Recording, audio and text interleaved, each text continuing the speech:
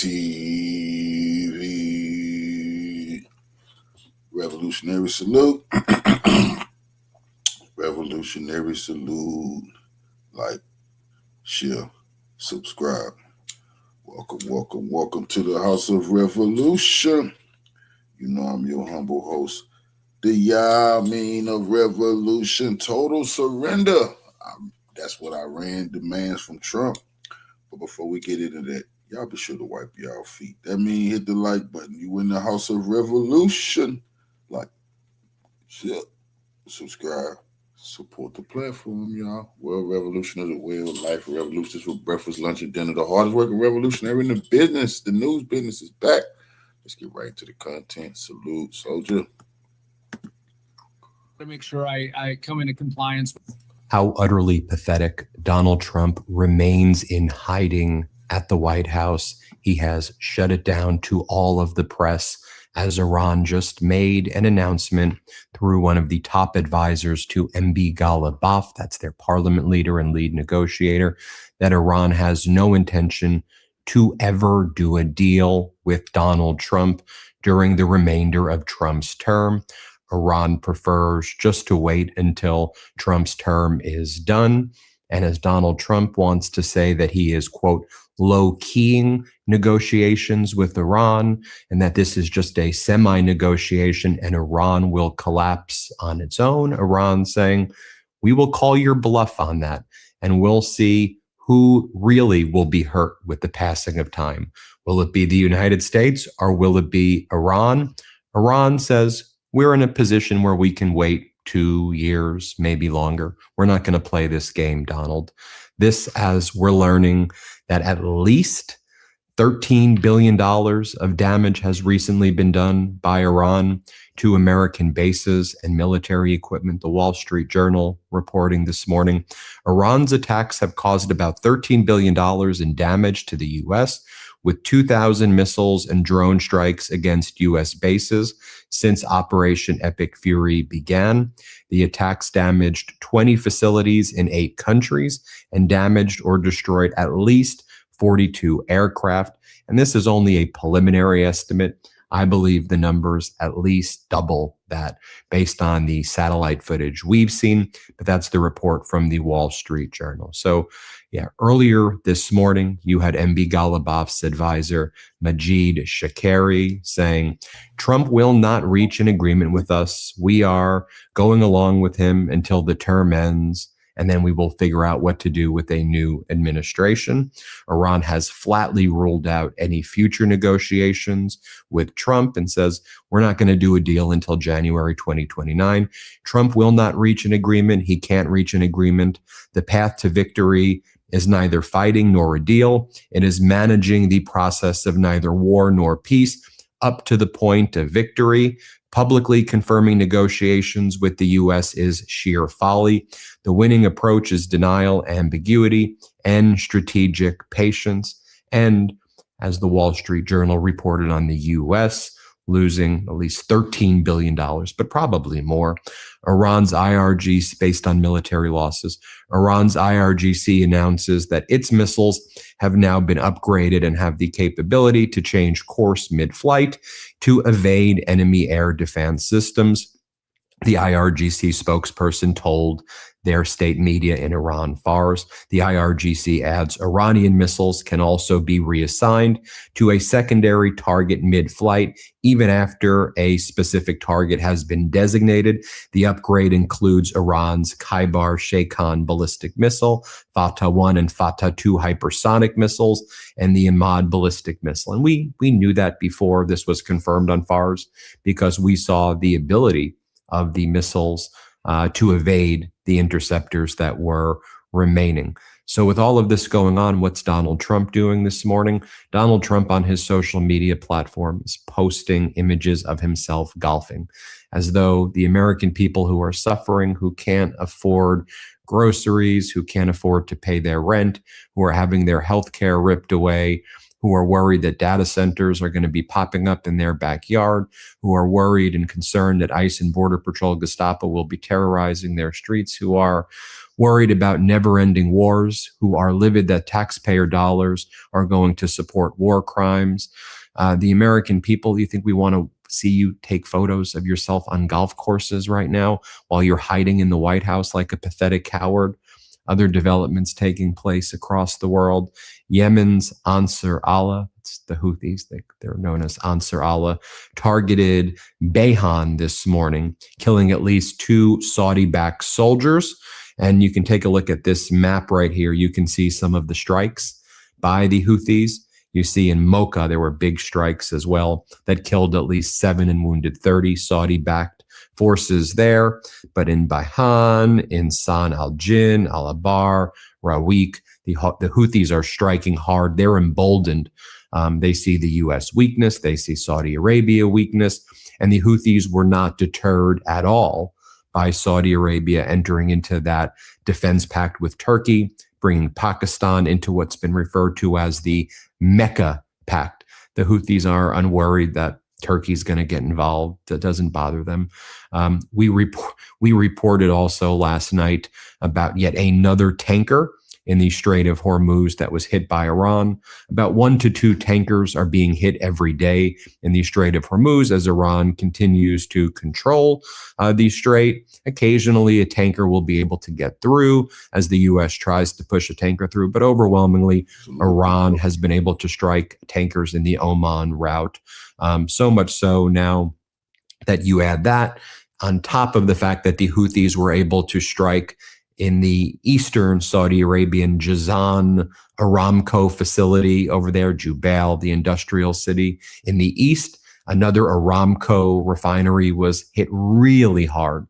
Yesterday, Saudi Aramco has now postponed the restart of its 400,000 barrels per day at the Jazan refinery. They're moving it now to August 30th following additional Houthi attacks. We got more posts from Donald Trump. He did one stealing the Game of Thrones music, and it says, "The Capitol restored, order restored, the Capitol reclaimed," with a crown. As this one account says, well, the Strait of Hormuz is still closed. I mean, you saw over the weekend, the Trump regime was posting Spider-Man memes to try to co-opt the popular movie and use it as a way to like threaten migrants that we're going to grab you like Spider-Man with our web. I mean, it's sick stuff. Pokemon had to give a cease and desist letter to the Trump regime because Trump regime continues to use Pokemon imagery to support war crimes. Taylor Swift had to make a copyright claim against Donald Trump because he stole her music this weekend. It's just sick stuff, man. It's really just sick, weird stuff. And I know the American people here, we're sick and tired of this crap. It's why Trump's approval is just at an all-time low. I mean, it's in modern, this isn't hyperbolic when I say this. In terms of modern presidential history, since going back like 70, 80 years, Trump has the worst approval at this point in his presidency than anybody over the last 70 years. And Iran knows that. That's like, why would we even deal with you? You're a scumbag. We can't deal with you. You're a liar. You don't negotiate at all. You just, Trump's new approach is like, all right, I'm going to play it cool now. I don't really even care what's going on, man. We're just semi-negotiating. We're low-keying it. Trump will throw out a fire hose of all of these different manipulation tactics. And it all just tries to mask that really when it comes down to it, he's a loser. Iran noting through their foreign ministry spokesperson that they received an invitation to meet again in Pakistan, not from the U.S. side, but just for Foreign Minister Araghchi and their parliament leader, MB Ghalibaf, to meet with the Pakistan leaders after Pakistan entered into this alliance with not just Saudi Arabia, which has existed for a while. Remember, Pakistan has nuclear weapons. Pakistan, Saudi Arabia, and then bringing Turkey into that alliance as well. And Iran's foreign ministry spokesperson has a very interesting take on that Mecca agreement between Turkey, Saudi Arabia, and Pakistan. He goes, "There's no reason for us to be concerned in Iran that this pact between the two neighboring countries of Turkey and Pakistan, as well as Saudi Arabia, 3 countries with which we share deep religious, historical, and civilization bonds, is directed against Iran. The history of friendship between the nations of Turkey and Pakistan as 2 neighboring Muslim countries is longstanding. This development is an important sign of a shift in regional perceptions, meaning a move away from the United States security umbrella." I would say more than a move away, a break from the U.S. security umbrella to the Arab nations, the Muslim nations joining with each other because the U.S. umbrella is broken. Iran actually sees that as potentially a positive development.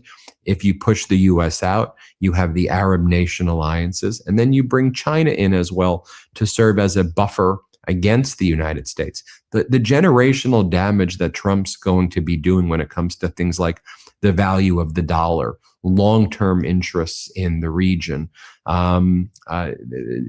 Donald Trump's really kind of broken the United States security umbrella throughout the world. Notably, you have Israel's agriculture minister saying, Pakistan, Saudi Arabia, Turkey, this alliance, this is a very problematic Sunni alliance for the state of Israel. Egypt will apparently be joining this alliance as well. We need to be very, very careful. Pakistan has nuclear weapons, and on this issue, we need to remain on guard. The only strengthens the need for an alliance with a global superpower on the scale of the United States. You see what's going on there, right? So then what's state regime media Fox doing with all of this taking place? Well, they bring on Lindsey Graham's sister, who's now a United States senator, who's running for election there in South Carolina, Senator Darlene Graham. And she's asked about the inflation crushing the American people. And she's like, well, I stand with Donald Trump and anything that Donald Trump says. So I guess I support this war. Play this clip. I stand with President Trump. You know, national security is most important. We have to protect our nation. I realize that the price of gas is a little high right now, but I think President Trump is going to get us through this, and the price of gas will eventually come down. So I'm just going to support him, and I believe in him when it comes to dealing with Iran. Before continuing, one quick PSA for the Midas Mighty when it comes to Medicare. Most Medicare agents push Medicare Advantage plans even when they're not right for you because they make more money doing it. That's why we strongly recommend you do what thousands in our audience have already done. Speak with Chapter, please. They don't just share the amazing benefits of Medicare Advantage. They explain the pros and cons of all your Medicare options. Original Medicare, Medicare Supplement, Medicare Advantage, and Part D. Chapter supports you in comparing every plan against your specific healthcare needs because they want to ensure you have the best coverage for you. One Chapter member, Jill, said her advisor presented options she didn't even see on the Medicare.gov website. And in many cases, Chapter saves people over $1,100 a year by getting them on the right plan. So if you're on Medicare or will be soon, dial 82 Medicare and get honest advice from Chapter. That's 82 Medicare. He did a reality show, everybody. Show coming that they're doing a Trump reality show with the road trip, and Sean Duffy wants to show what he's been working on. You know, he's from the Real World Road Rules Challenge. That's how he kind of, I don't want to say got famous, but he was on the Real World, then Real World Road Rules Challenge and MTV. Remember that show?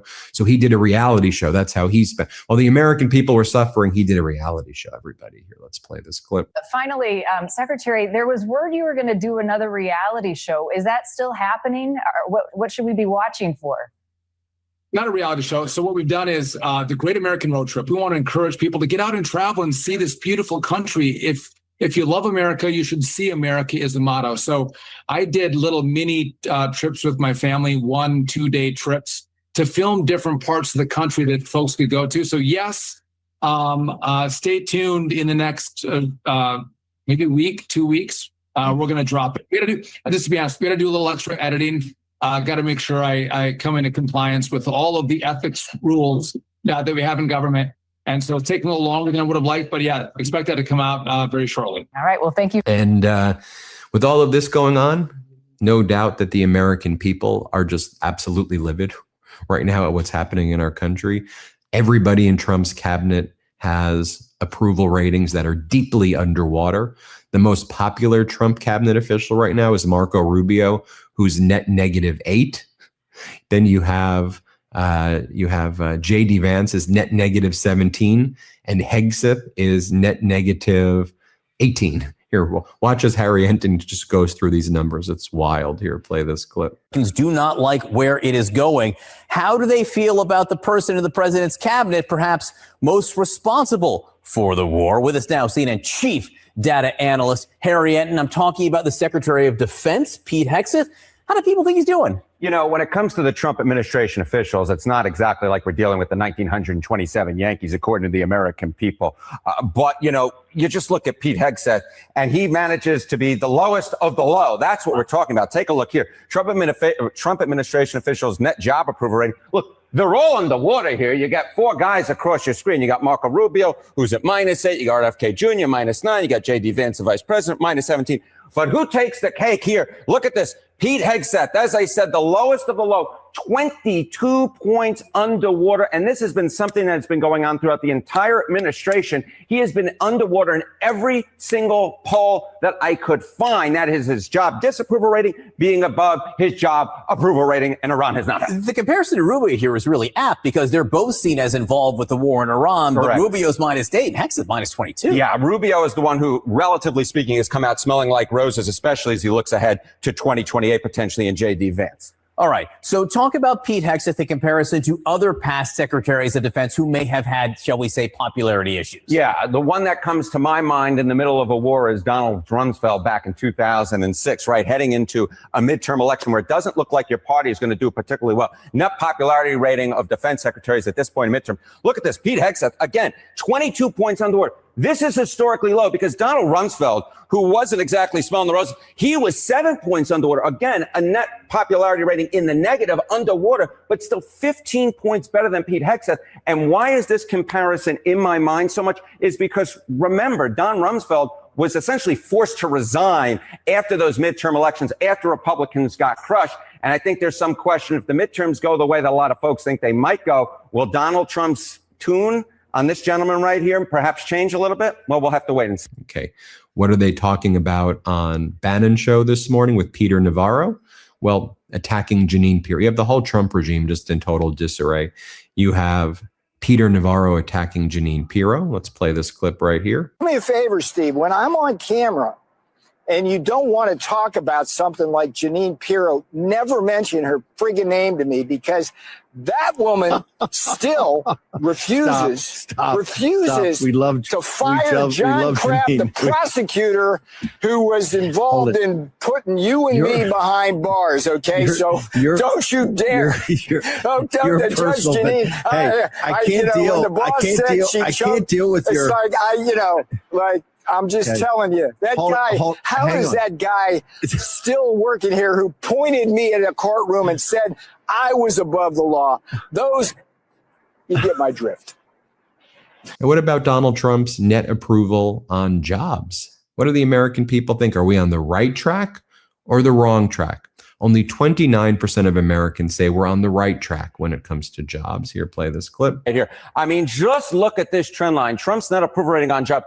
He is now 22 points underwater, swimming with the fishes, a very unlucky 22 points. That is way down from where he was at the beginning of term number 2, where he was at +9 points. And the whole other thing is this was such a big strength for President Trump in term number 1. He was 10 points above water at this point in term number 1. So we're talking about a 32-point decline in terms of Trump's net approval rating on jobs. It is not just inflation that is hurting Trump when it comes to the economy and the Americans' voters' minds. It is jobs as well. This is just a huge swing. This is a huge swing on a foundational issue that he ran on. How do people feel in general about the jobs market right now? Great question, Johnny B. And I think that this really gives the game away. I mean, just look at this. On jobs and employment, we're on the wrong track, the right track. Back at the beginning of Trump's second term, the plurality set on the right track. That ain't the case no more. I'll tell you this much. Look at that. That right track number has fallen significantly, down 11 points now to 29%. And that wrong track number, which was behind that right track, is now running ahead of it. Look at that number, up nearly 20 points now. The majority of Americans say that the country is on the wrong track when it comes to jobs and employment. No wonder President Trump's numbers are so poor. And then I'll leave you with this incredible speech from Senator Ossoff. I'll just play you a short portion. This was Senator John Ossoff this weekend on Iran. Powerful words. To me, this is what the American people are feeling right now. Let me know what you think. Let's play it. Or maybe you saw Pete Hegseth before the Senate refusing to recant his lies about the war in Iran. And there's something uniquely despicable about lying a nation into war, treating citizens as fools, and the selfless patriots who serve as pawns. Remember, earlier this year, they claimed there was an imminent nuclear threat after last year they told us they had obliterated that threat. Do you remember that? Both times lies. On day 12 of this war, the president said, quote, "We won."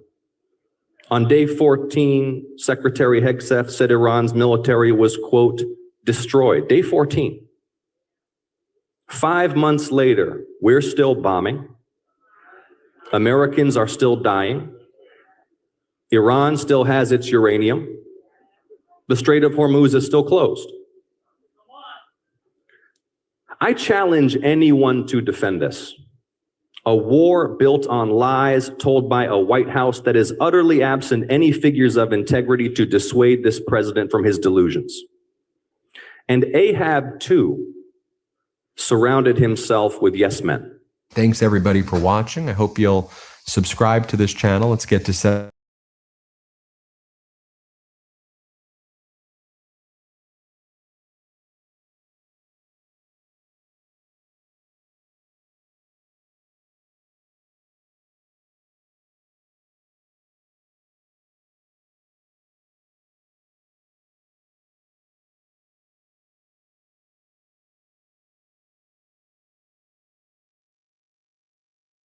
I had conversations very.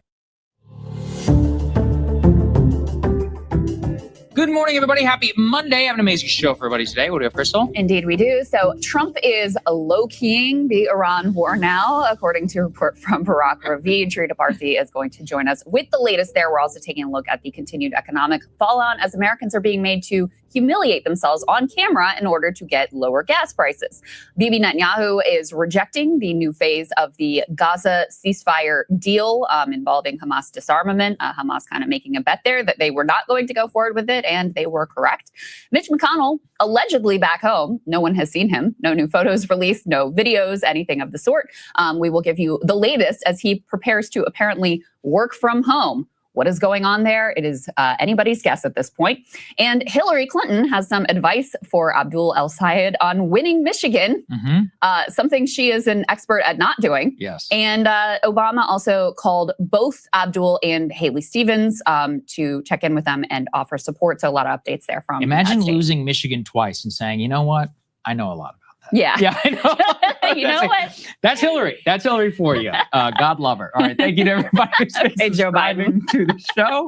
BreakingPoints.com. We have our free trial going on right now. You can go ahead and take advantage of it. We're actually doing our AMA for subscribers only today, right after the show. Of course, you want to be able to take advantage of that. Free month trial on monthly, on yearly. It applies right at checkout. It's probably the easiest possible way to do it. Not even have to do a promo code. Go ahead and take advantage. If you're watching this on YouTube, please hit subscribe to our YouTube channel. If you're listening to the podcast, please share an episode with a friend. It really helps other people find the show. Now, before we bring in Trita Parsi, we do just want to give a basic overview of where things are. Let's put A2 up here on the screen. Trump says, quote, "We are low-keying it on Iran."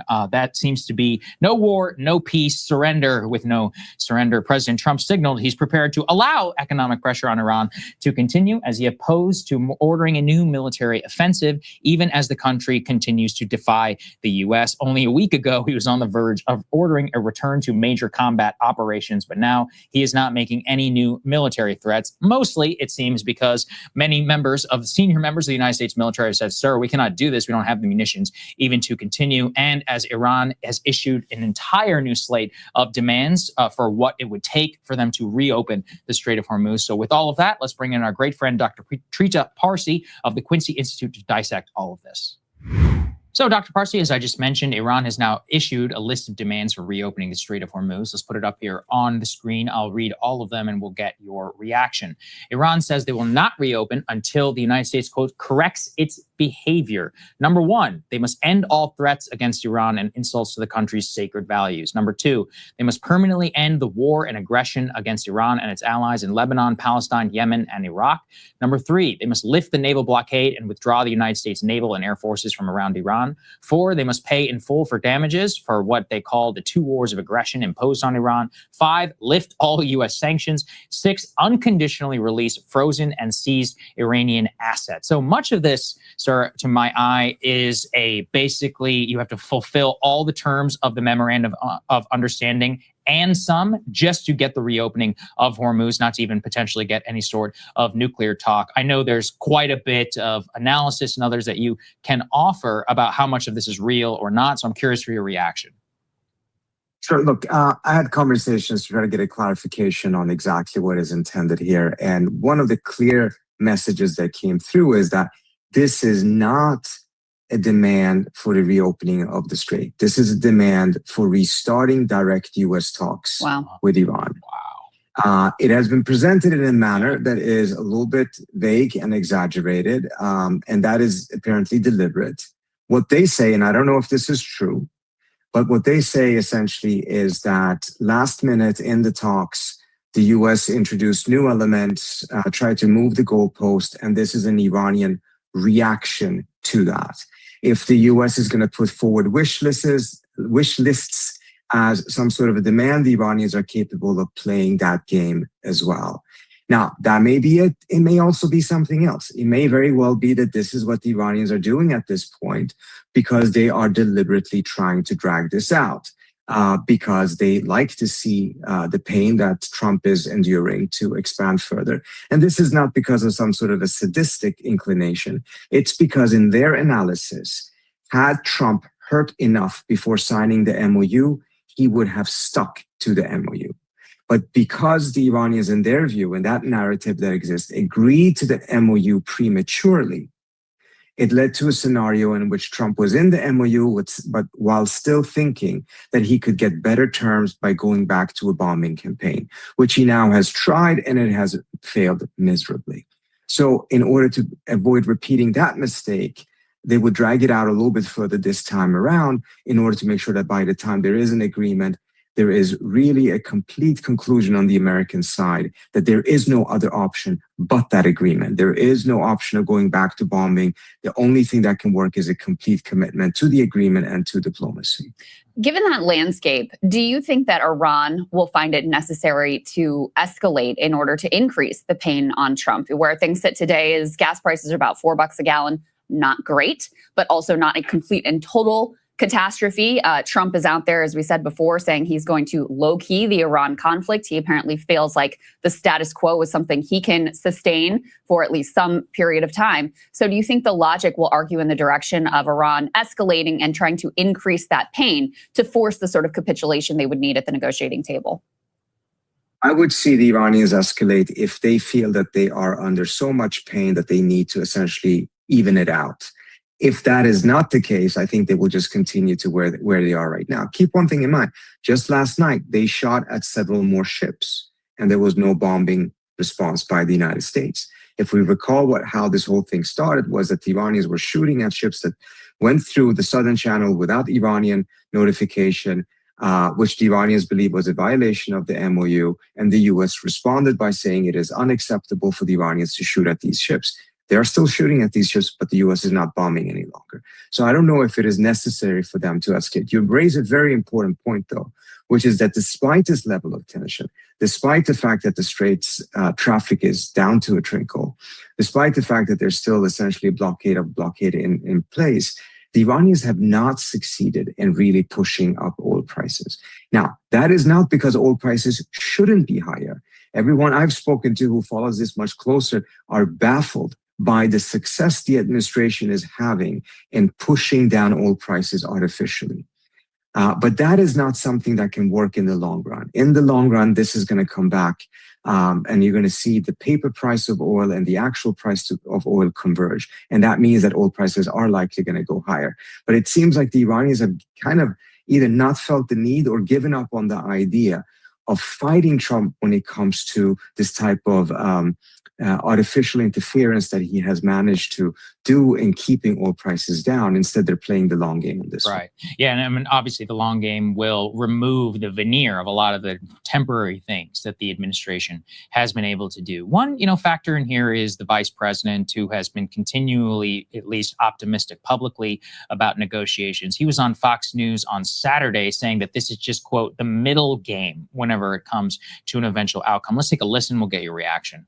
Also, of course, talked a lot about Iran, and where Iran is today, Kaylee, is that we're talking to the Iranians. Of course, we're trying to maximize the amount of oil and gas that are coming out of the Strait of Hormuz. That's the thing that we're most focused on right now. And you see, I think oil prices dipping around $80 a barrel today, sometimes a little bit lower.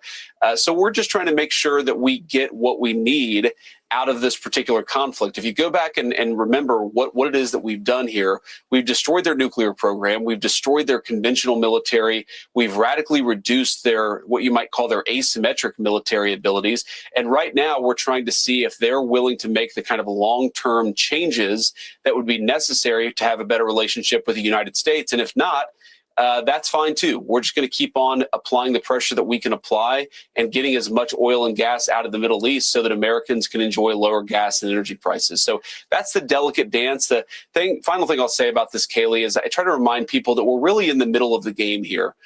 This thing is not over. It's obviously not at the beginning. We're in the middle of the game, and we're applying a whole host of tools, diplomatic, economic, military tools. They're hurting in a big way. They want this thing to be over. The question is whether their system is able to give the things that are necessary for us to be happy, for us to feel like we've gotten what we need out of this particular engagement. That is still to be determined, but I do think we've made some progress over the last few days. What do you make of that, sir? You're saying there's progress, no talks, as far as we know. There's no, the demands are out there. Sure, the U.S. has not responded. Are you aware of anything from behind the scenes? Well, one thing I think we've discussed in the past that I think is important to clarify, and I thought it was interesting that the vice president said that there's talks going on. He didn't say diplomacy or negotiations. The Iranians are very strict about how they divide these things. They keep on saying that there's no negotiations with the U.S. taking place, and officially there isn't, because they don't consider exchange of messages, etc., as negotiations. And this seems to be infuriating Trump, who doesn't see any distinction between these different things. And as a result, thinks that the Iranians are lying to the media when they're saying that there are no negotiations taking place. But on the issue of, there's been some progress. Look, there has been some progress. There is variations of deals on the table between the two sides, and the two sides that are actually officially negotiating are Iran and Oman. And that in and of itself is a partial victory for the Iranians. The Iranians are insisting that there are no international waters in the Strait. There's only Iranian territorial waters and Omani territorial waters. As a result, whatever the final outcome of the Strait is, it has to be determined by the two countries that have territorial waters here. That's why they have made sure that other GCC states are not at the table officially, nor is the US. Now, de facto, the US is absolutely at the table because the Omanis are not negotiating for themselves any longer. They're representing a position that is approved by the U.S. They're not going to put forward a proposal that the U.S. is not okay with this any longer, but it is not a direct negotiation. The vice president also keeps on hinting at this positive image that this could lead to something that brings out a different relationship between the U.S. and Iran. And I find it noteworthy that he keeps on mentioning this, even in interviews with Fox News. That probably is not the most receptive audience to that.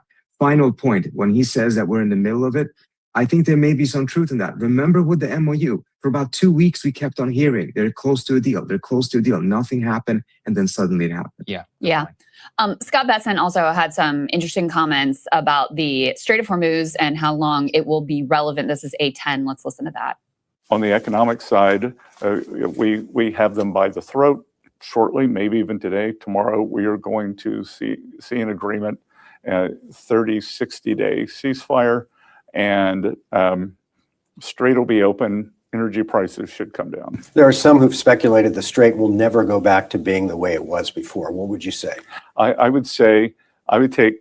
think they're saying that in a doomsday sort of way. I would say it in another way. The Strait is never going back to the way it was, because the Iranians have used or tried to use it as a choke point. What we are going to see over the next 2 years, the strait's going to become irrelevant. It is going to become just another body of water. And I would say that more than 50 or 70% of the energy that moves through the strait now is going to go through underground pipelines. So he says there, in a couple of years, the strait will basically be irrelevant. I saw a lot of people, Trita, taking this as a positive sign that the administration is sort of lowering the bar and lowering the expectations of like, Strait of Hormuz, he even needs that anyway. We can just walk away, it'll all be fine. What did you make of these comments? Well, I mean, that is a positive interpretation of the whole thing. And if the administration is downplaying the importance of the strait, even though that day is not going to come in 2 years, it may come in 10 years, that is nevertheless a way for them to find an agreement in which they will frankly back down on a lot of the demands that the Iranians are making without making too big of a deal of it. And to be frank with you, that is perhaps what they need to do. I wrote a piece on my Substack about the fact that there's a conflation here taking place between what actually is the core interest of the United States and what is a secondary interest. Traditionally, the U.S. interest has been to make sure that there's a free flow of commerce that is non-discriminatory and predictable. That is the core interest.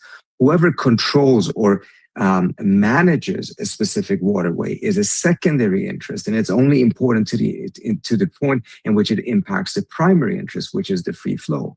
If you have a deal between Iran and Oman that is endorsed by the U.S. and others, that at the end of the day ensures that there is free flow of commerce and it's non-discriminatory, even if there's service fees, etc., that is the achievement of the core American interest. The issue of control of it is secondary. And because of this conflation, we're now, again, going to war once more without any positive results in order to achieve a secondary aim, even though the primary aim can be achieved through diplomacy. Very smart. Let's put A6 on the screen. Curious for your reaction. There was some mainstream media kind of speculation about what this means. Iran shaking up its security team and appointing a new top security general. The Wall Street Journal and others are saying it's the old guard, maybe entrenching their power. I know that doesn't necessarily fit entirely with kind of your view of the way the IRGC and the security establishment has reacted, especially after taking so many losses in the 39 days of the initial war. What do you make of this elevation?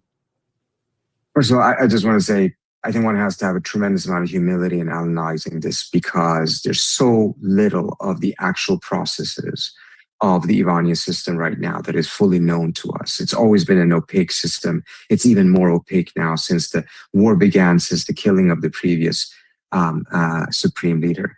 The person who is replaced is old guard. The person that is coming in is also old guard. In fact, they're old friends. So it seems to be a reshuffling that has more to do with internal factions playing against each other rather than necessarily an indication of policy direction.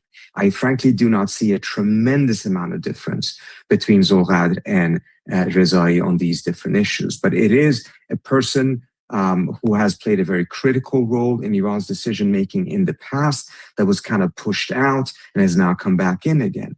But the person who is replaced is also someone who's had a hand in these things for a very long time. So I think it remains to be fully seen exactly what the policy implication of this will be.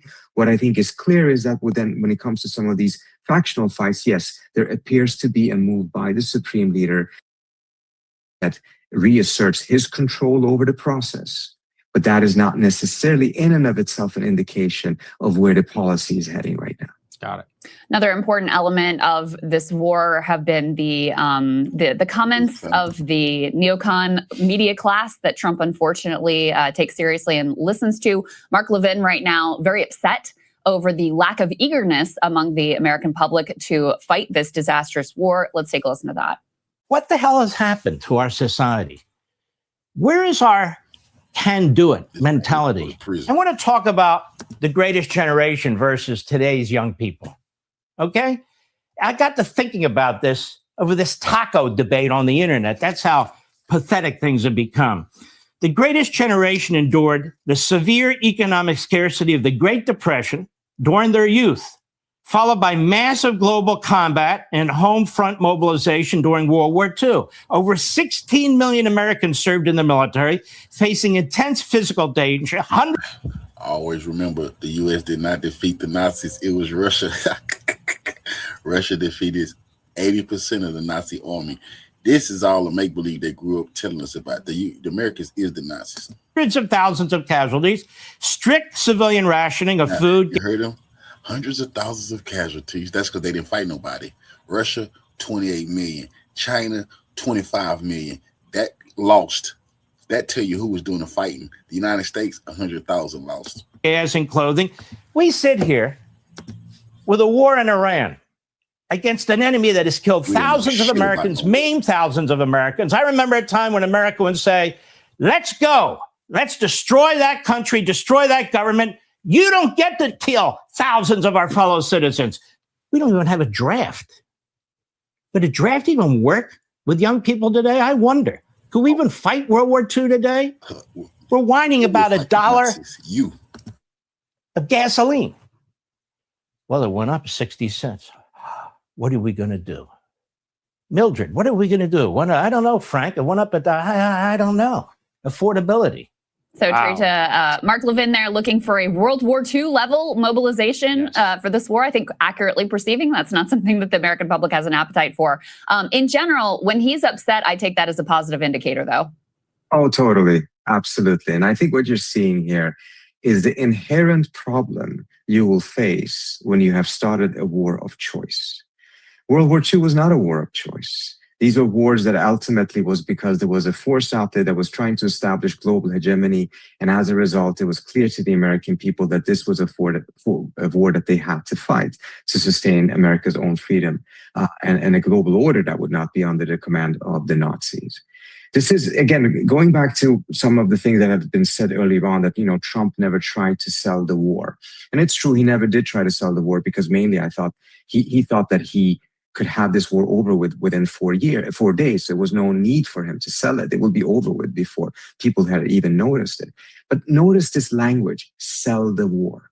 You don't have to sell the war if the war is defensive. If Mexico had invaded Texas, there would be no need for any government in the United States to sell the war to the American public. The American public would be up in arms because they would understand that the country is under attack and that this is a defensive war. You only need to sell the war when it is a war of choice. When you cannot convince the public of the need to fight a war by them simply just seeing the images or understanding the situation as it is, you have to do something extra to get them to be on board. And thankfully, the American public is now so resistant to these wars of choice, to these unnecessary fantasies of war, that they are resisting, and it's making Mark Levin miserable. And that is quite joyful to see, I have to admit. Always joyful. Last thing we want your reaction to was, potentially a major announcement. We're still not really sure what to make of it. Let's put A7 here on the screen. Pakistan saying that they have a new defense pact with Saudi Arabia and Turkey. It is, quote, purely defensive. It is also open to others. The landmark Mecca Joint Defense Agreement by MBS, by Erdogan, and by the Pakistani prime ministers deepening their security cooperation. It's like some sort of, I wouldn't call it NATO necessarily, but you do have a nuclear armed power here offering a security umbrella of a defensive agreement between the two. Not quite sure what to make of it in the immediate and long term, but I'm curious for your reaction. So a lot of speculation going on right now. A lot of folks in Iran are trying to figure out, is this aimed at them? A lot of Israelis looking at it and thinking, is this ultimately going to be a problem for Israel? The bottom line is this. This is the natural reaction, one of many natural reactions that will be emerging in the region for the next couple of years as a result of the collapse of the American security umbrella. No one in the region will rely solely on the American security umbrella, having seen that it's neither effective nor reliable. So there will be a natural search for other type of constellations in order to be able to make up for that. And it will not be done fully. It will be several different layers and variations. None of them will be as strong as the American security umbrella was perceived to be, at least at one point, despite the fact that Pakistan has nuclear weapons. The question is which direction it will go from here, however. If it ends up, if the Iranians, for instance, play their cards badly, it could end up becoming a regional constellation with the same aim as the US had for the last 4 decades, which was to isolate and contain Iran. Something that previously was driven by American hegemonic desires would now be driven by regional states and their sense of threat and need, seeing the rise of Iran right now.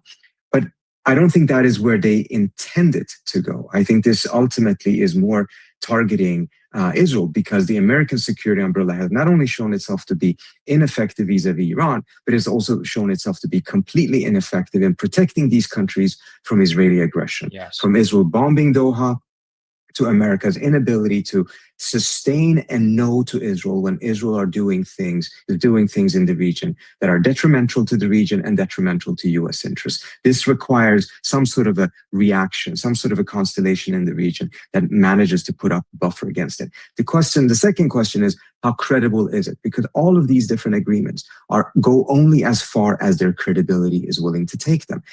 Is Pakistan willing to go to war with Iran over an attack on Saudi Arabia? It hasn't so far. Yeah. Pakistan already has an agreement with Saudi Arabia, and it was never actually actualized during this war. And the Saudis themselves say that they never asked for it to be actualized. But nevertheless, it raises question marks. Will Turkey do it? I find that very unlikely. My hope is, however, that this does not lead into a direction of some form of bloc formation in the region, but rather that the region understands that the only way to get out of the security dilemma that all of them are faced with right now is to move towards an inclusive security arrangement. This may end up becoming an interim step towards that. But if it ends up becoming the end destination, then I fear that it will be another one of these bloc formations that tend to create more conflicts than it actually resolves. And the idea that this is purely defensive reminds me too much of the way NATO is describing itself, and we know how that went. Yes, yes. A lot of parallels between those two. Thank you very much, sir. We appreciate your time. Thank you so much for having me. Hey, if you like that video, hit the like button or leave a comment below. It really helps get the show to more people. And if you'd like to get the full show ad-free and in your inbox every morning, you can sign up at breakingpoints.com. That's right. Get the full show, help support the future of independent.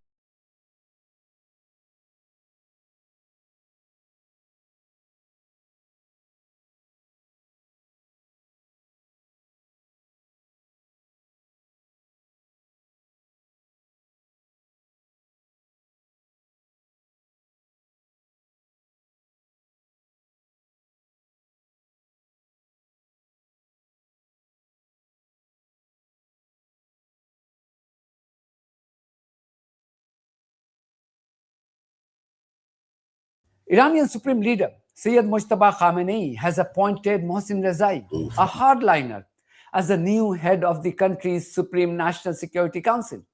This crucial appointment has further exposed the complete short-sightedness of Israeli slave Donald Trump's war strategy against Iran. The deranged occupant of the White House, meanwhile, has threatened to press ahead with his reckless decapitation plan against Tehran. At the same time, war criminal Benjamin Netanyahu has made another genocidal call against Palestinians by declaring that an independent state of Palestine will never exist as long as he is in power. And yet, there is absolutely zero outrage in the West. Iran has also issued its first official response to the Makkah Pact. This will be the broad focus of my video tonight. Also, in this video, we cover a devastating 7.4 magnitude earthquake that has struck Colombia, where the new government has shockingly prioritized its slavery to the genocidal entity of Israel over saving its own citizens during this moment of extreme crisis. So please stay tuned. Iranian Supreme Leader Sayyid Mujtaba Khamenei has appointed Mohsen Rezai, a hardliner, as the new head of the country's Supreme National Security Council. First, listen to US-based Iranian expert Trita Parsi on the significance of this appointment.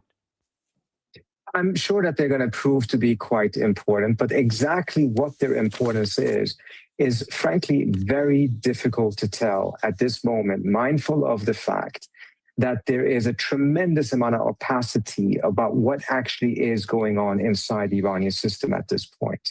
It's never been a particularly transparent system, but it has been particularly non-transparent in these last couple of months, frankly, the full year, because of the war situation, because of the fact that the Iranians are keeping a certain level of discipline of making sure that a lot of the procedures and processes, et cetera, that are now established in this new situation with the new supreme leader are not known to the outside world. So as a result, I think it is too early to draw any major conclusions of what specific implications this will have. Do you think then, sort of in theory, the hardliners at the moment are dominating this phase? And also, what would it mean then for the younger generation of the IRGC? Well, first of all, I do think that because of the war situation, undoubtedly, the IRGC and hardline elements within the IRGC have become much, much stronger than they were before. Not to say that they were weak before, but a war situation does benefit the generals, not the diplomats. At the same time, the Iranians did agree to the MOU.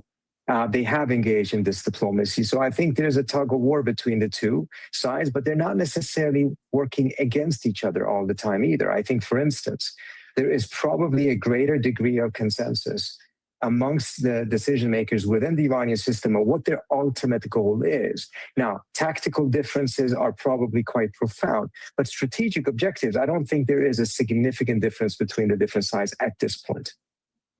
But Rezai's appointment to me has even bigger significance. The appointment of hardliner Mohsen Rezai as the new chief of Iran's Supreme National Security Council stands as a damning testament to the strategic short-sightedness of the Washington-Tel Aviv war strategy. In a relentless campaign of decapitation strikes, Donald Trump and Benjamin Netanyahu systematically eliminated figures capable of negotiation, only to replace them with an unyielding, hardline leadership entirely closed to Western diplomacy. By assassinating the powerful former security chief, Ali Larijani, who, despite presiding over internal crackdowns, ultimately managed a civilian-led state-level negotiation framework, the US and Israel managed to erase any remaining internal cover for a diplomatic off-ramp. In his place now sits Rezai, a commander forged in the trenches of the Iran-Iraq war, who treats Western treaties with absolute distrust and disdain, and lists uranium enrichment and non-negotiable retaliation as core red lines. This systematic failure mirrors the catastrophic miscalculation of the February 2026 strike that killed Ayatollah Ali Khamenei. Though long hostile to the West, Khamenei was a pragmatist who held the line against nuclear weaponization. Mind you, he had issued a fatwa also against it and was reportedly on the verge of breakthrough diplomatic deal via Omani mediators. His assassination did not shatter the regime. Instead, it cleared the path for his hardline son Mojtaba Khamenei to ascend as the new supreme leader. Now the US and Israel face a fortified, deeply hostile Iranian high command led by a man whose entire governance is driven by the imperative of absolute deterrence and the deeply personal, blood-soaked grievance of a war that claimed his family. Far from achieving a strategic victory, Trump and war criminal Netanyahu's clueless, planless offensive has effectively engineered the precise nightmare scenario they claimed they were trying to prevent. But is Israeli slave Trump going to learn from his repeated stupidity? It doesn't look like a real possibility at the moment. You said this last round of talks was Iran's last chance before decapitation. So what now? What You'll comes find next? out. You'll find out. Are you still, are massive escalation, is that still on the table? Well, we have that certainly that ability if we want to do that. Yeah, you'll find out. You said you're low-keying it with them, I so you're think so. semi-negotiating. What exactly does that mean? Well, they asked for reparations, you might say, or they asked for money for the damage that we've done. I said, that's a good idea. Well, we're going to ask for money for the damage they've done over a 50-year period. Whether you go SS Cole or whether you go all of the people that were so badly hurt, so badly wounded or killed, many thousands of people, and maybe damages for the 52,000 protesters over the last 4 months that were killed in Iran.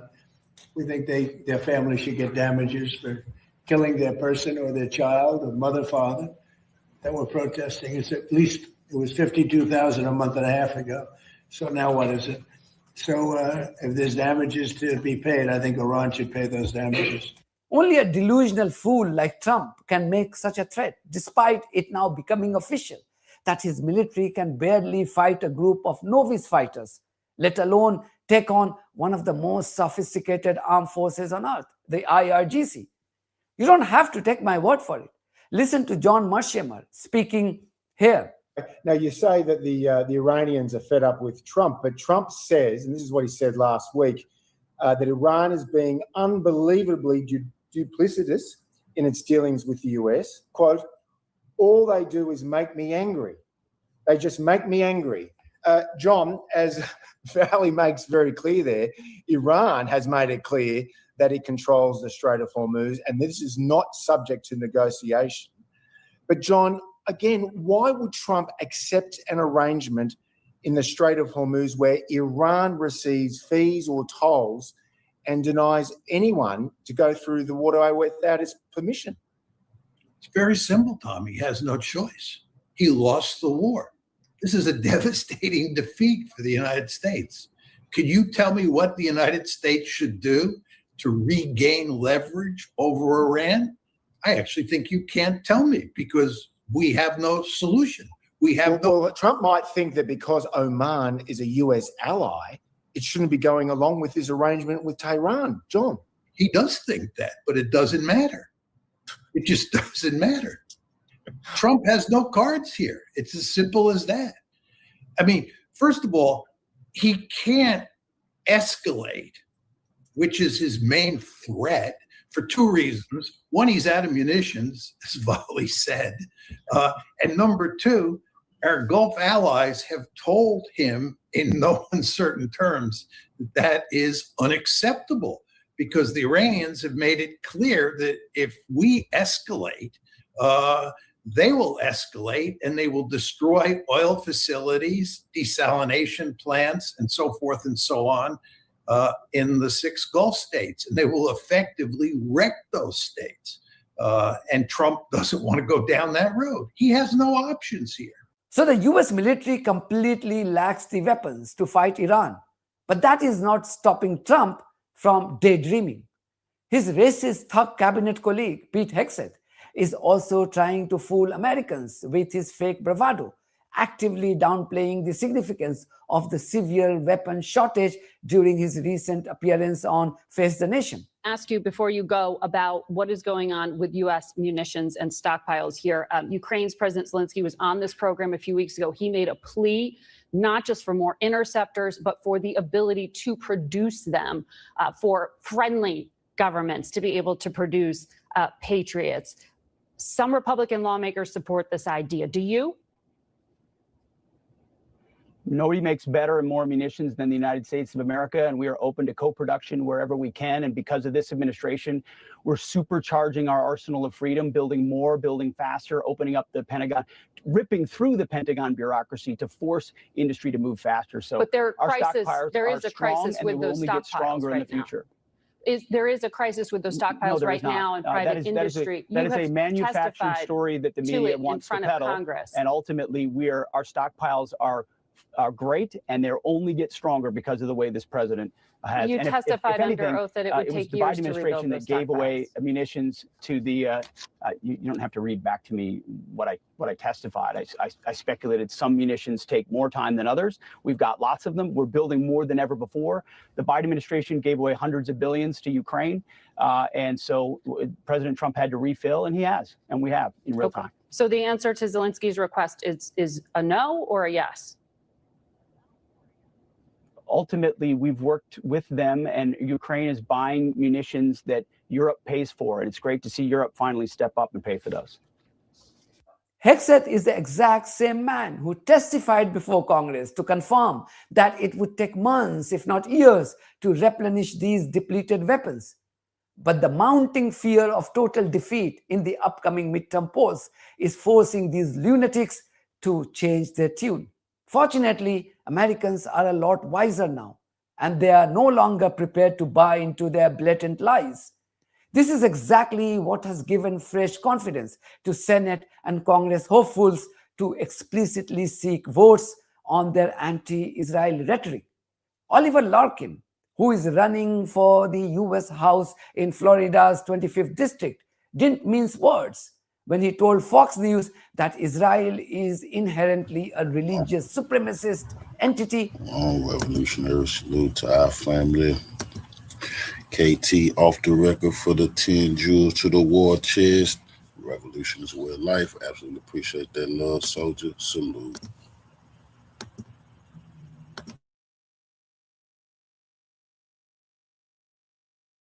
That privileges Jewish citizens over Palestinians. Do you believe Israel has a right to exist? I think that Israel should be a secular and democratic state with equal rights for all people. And the current configuration of the state of Israel is a religious supremacist one that privileges Jewish citizens above Palestinians. And we see a two-tiered system of justice in the West Bank that's been under illegal occupation since 1967 with illegal West Bank Israeli settlers under Israeli civil law and Palestinians who have called this their ancestral home being subject to Israeli military law with upwards of a 95% conviction rate. So the two-tiered system of justice, the two-tiered political system in Israel is not one that I think the United States should be supportive of if we believe in upholding democracy, not just here, but around the world. Do you think that we should cut off defensive weapons, either by purchase or by us supplying them to Israel defensive weapons? I do not make a distinction between offensive and defensive weaponry. Israel has been rightfully attributed as committing a genocide and apartheid. Virtually every international body that has studied this issue, from the United Nations multiple inquiries, the Amnesty International group, even Israeli human rights organizations, including B'Tselem. And when the United States is in violation of not just international law, but our own law, the Leahy laws that prohibit the Department of State and Department of Defense from providing military assistance to foreign security forces accused of gross human rights violations, we're in violation of our own law right now. And so at minimum, we need to condition this aid. But if it were up to me, I do not think that we should be aiding and abetting a genocide by either providing taxpayer-funded weaponry or selling it. Who would have thought someone seeking to enter the US Congress would have the courage to take such an uncompromising stand against Israel? You only have to watch the continuing genocidal threats by Israeli terrorists against Palestinians to understand why Americans have decided to teach these maniacs a lesson. Israeli war criminal wanted by the ICC has now openly called for the annihilation of Palestinians by saying that there will never be an independent Palestinian state as long as he is, I'm talking about the war criminal Netanyahu, the prime minister of this genocidal entity. Imagine if a Palestinian leader made a similar call against Israel. The world, the entire world, would have been in meltdown because this would have been deemed anti-Semitic. UN Special Rapporteur Francesca Albanese says that the very existence of Palestinians is now under threat. Israel has started in Gaza, has not remained in Gaza, has expanded, not even just to Palestine. It doesn't matter if they're children, it doesn't matter if they're elderly, it doesn't matter if they're priests or if they're school teachers, if they're shepherds. It doesn't matter.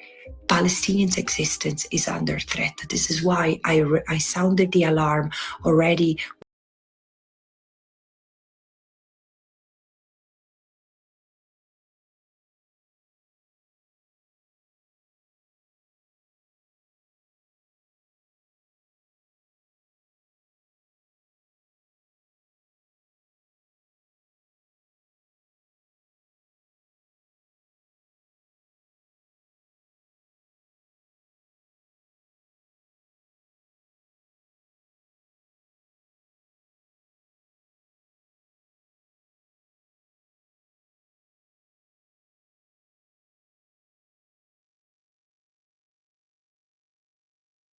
This has nothing to do with what happened back in 2000. So why is this important, you mean? On both sides of this story, it's neither. It's something far more calculated and far more consequential. And this is why you need to know why this matters to you the most. And I am going to answer you. I'm going to answer for you that question. So make sure to stay with me till the end, because also I have a major announcement for you. So we're going to dig deeper into all this, what it all means. As China now, in Beijing, there is a conversation that the consideration regarding sending additional naval assets to protect oil tankers in the Gulf. So why is this important, you may ask? It's because the world's top oil importer is China. And this, why there is a consideration right now in Beijing about sending the naval ships. And I'm going to show you some images. I was aware of the story a few days ago, but you know how I do things. I have to verify and confirm and so forth. So what China wants to do is wants to protect its commercial vessels in the area, should the situation become unsafe to a degree. And that's exactly what Chinese ambassador to the United Arab Emirates, his name is Ning Jian. I have a picture of him right here. This is the Chinese ambassador. That's exact wording. It's very unsafe. It's becoming the situation very unsafe. And he just stated this. You were talking about 2 days ago or so. So that is why it's important to understand these dynamics and why I decided to do this live stream for you. I provide you my own analysis. Let me put the link for you in the chat box for those who wants to verify the story of the Chinese ambassador stating what he stated a few days ago. So, now, this is again when you have to think about how this is going to all play out. Well, this is a live, ongoing consideration in Beijing right now. This has nothing to do with what happened back in 2019 speculations. You all remember back then. No. What's interesting about this, in comparison to what happened in 2019 when it was speculation about the Chinese sending naval assets to the Persian Gulf, this is eerily relevant, the ones that is today. And this is why it has to be framed the right way. And you know how it has to be framed? Is that the Gulf Arab states have come out to see Beijing as a constructive force in the region. And that is why they are anticipating deeper economic engagement that will make it more willing to restrain Iran. That means that China will do that. But these Gulf states are misunderstanding China. They are now realizing that China is even less likely than before the war to take on responsibility for keeping the Gulf safe. Well, rightly so. It's not China's job to do that. To those who missed I released yesterday an analysis, video analysis. Here is the link for it. If you want to take a look at that later on. This is where the Gulf states are now between the security of the United States and the economic prosperity of China. They have to decide. They can't have it both ways. And if they are assuming that China is going to just bear the cost to defend them, for what? So, and this is why you have to put this within the perspective of Beijing's actual posture. Because Beijing's actual posture is deliberate. Of course, there are those in think tank here in Washington, and I'm going to share some with you. They're saying, oh, this is China being paralyzed and dressing this up as a caution. No, I disagree with that assessment. And I have the facts for that. So, because there is one aspect we need to understand. And what we need to understand is that critics inside China argue that a great power like China right now needed to do more to protect its interests and ensure regional stability. However, when you ask those critics, they couldn't articulate what kind of strategy China needs to embark on. What will this strategy look like? Okay. When you actually involve a military, or how to handle the cost. So this is why Beijing is deciding on doing nothing. That doesn't mean it's weak. Yeah. Because if you ask Gulf states right now, they're going to tell you, we want China to be more engaged because we are losing patience with. No, doesn't work that way.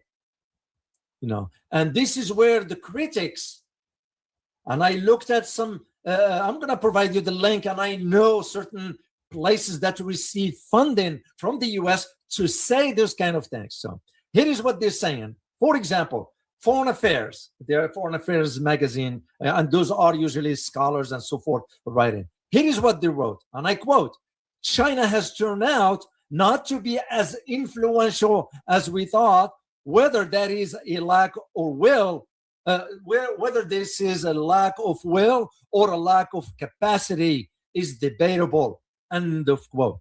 This is what Foreign Affairs article said, and I have the link for you. But here is what you need to understand about this particular article. Because two of those authors of that article are from the Australian National University in Australia. Why is this important? Because ANU, Australia National University, receives, in addition to other major Australian institutions, have historically received millions of dollars in so-called competitive research grants from the United States government agencies. This is what I need you to understand, why they are saying. So I'm going to put the link for you in the chat box, and you can read it later on when you have a chance. And I'm going to provide you both sides of the argument, why I disagree with their assessment.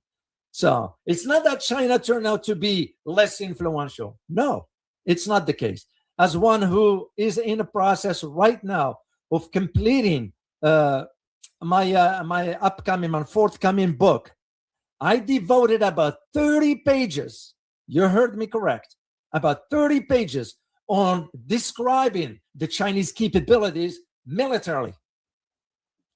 So I kind of know what I'm talking about. And when those think tanks are providing these suggestions or these arguments or these critics, there has no substance to it. It's because they want to push agenda. Of course, Australia has always been one of the ways to do so because it's in that part of the world and they do the betting for Washington. So anyway, let's move on to why is this important. So why is it important now to understand that what China is considering in as far as moving its naval assets, it's more important than what it was back in 2019. Here is the thing. The People's Liberation Army Navy, PLAN, hasn't gone kinetic yet, and it won't, in my own assessment.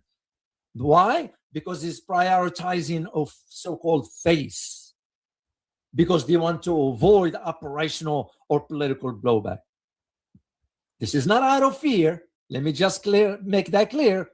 It's because you also have to understand the rigid bureaucracy that exists in command and control structure within China apparatus. Why? Because ships, naval ships that is, need moment-to-moment authorization from Beijing before engaging. You remember that incident in the South China Sea with the Philippines? Do you think China couldn't wipe out those sailors or whatever, those Filipinos? But China's not going to do that, one. And second, there is a structure that's going. And that is why for China, before it gets engaged, there is also that strategic view of the freedom of navigation.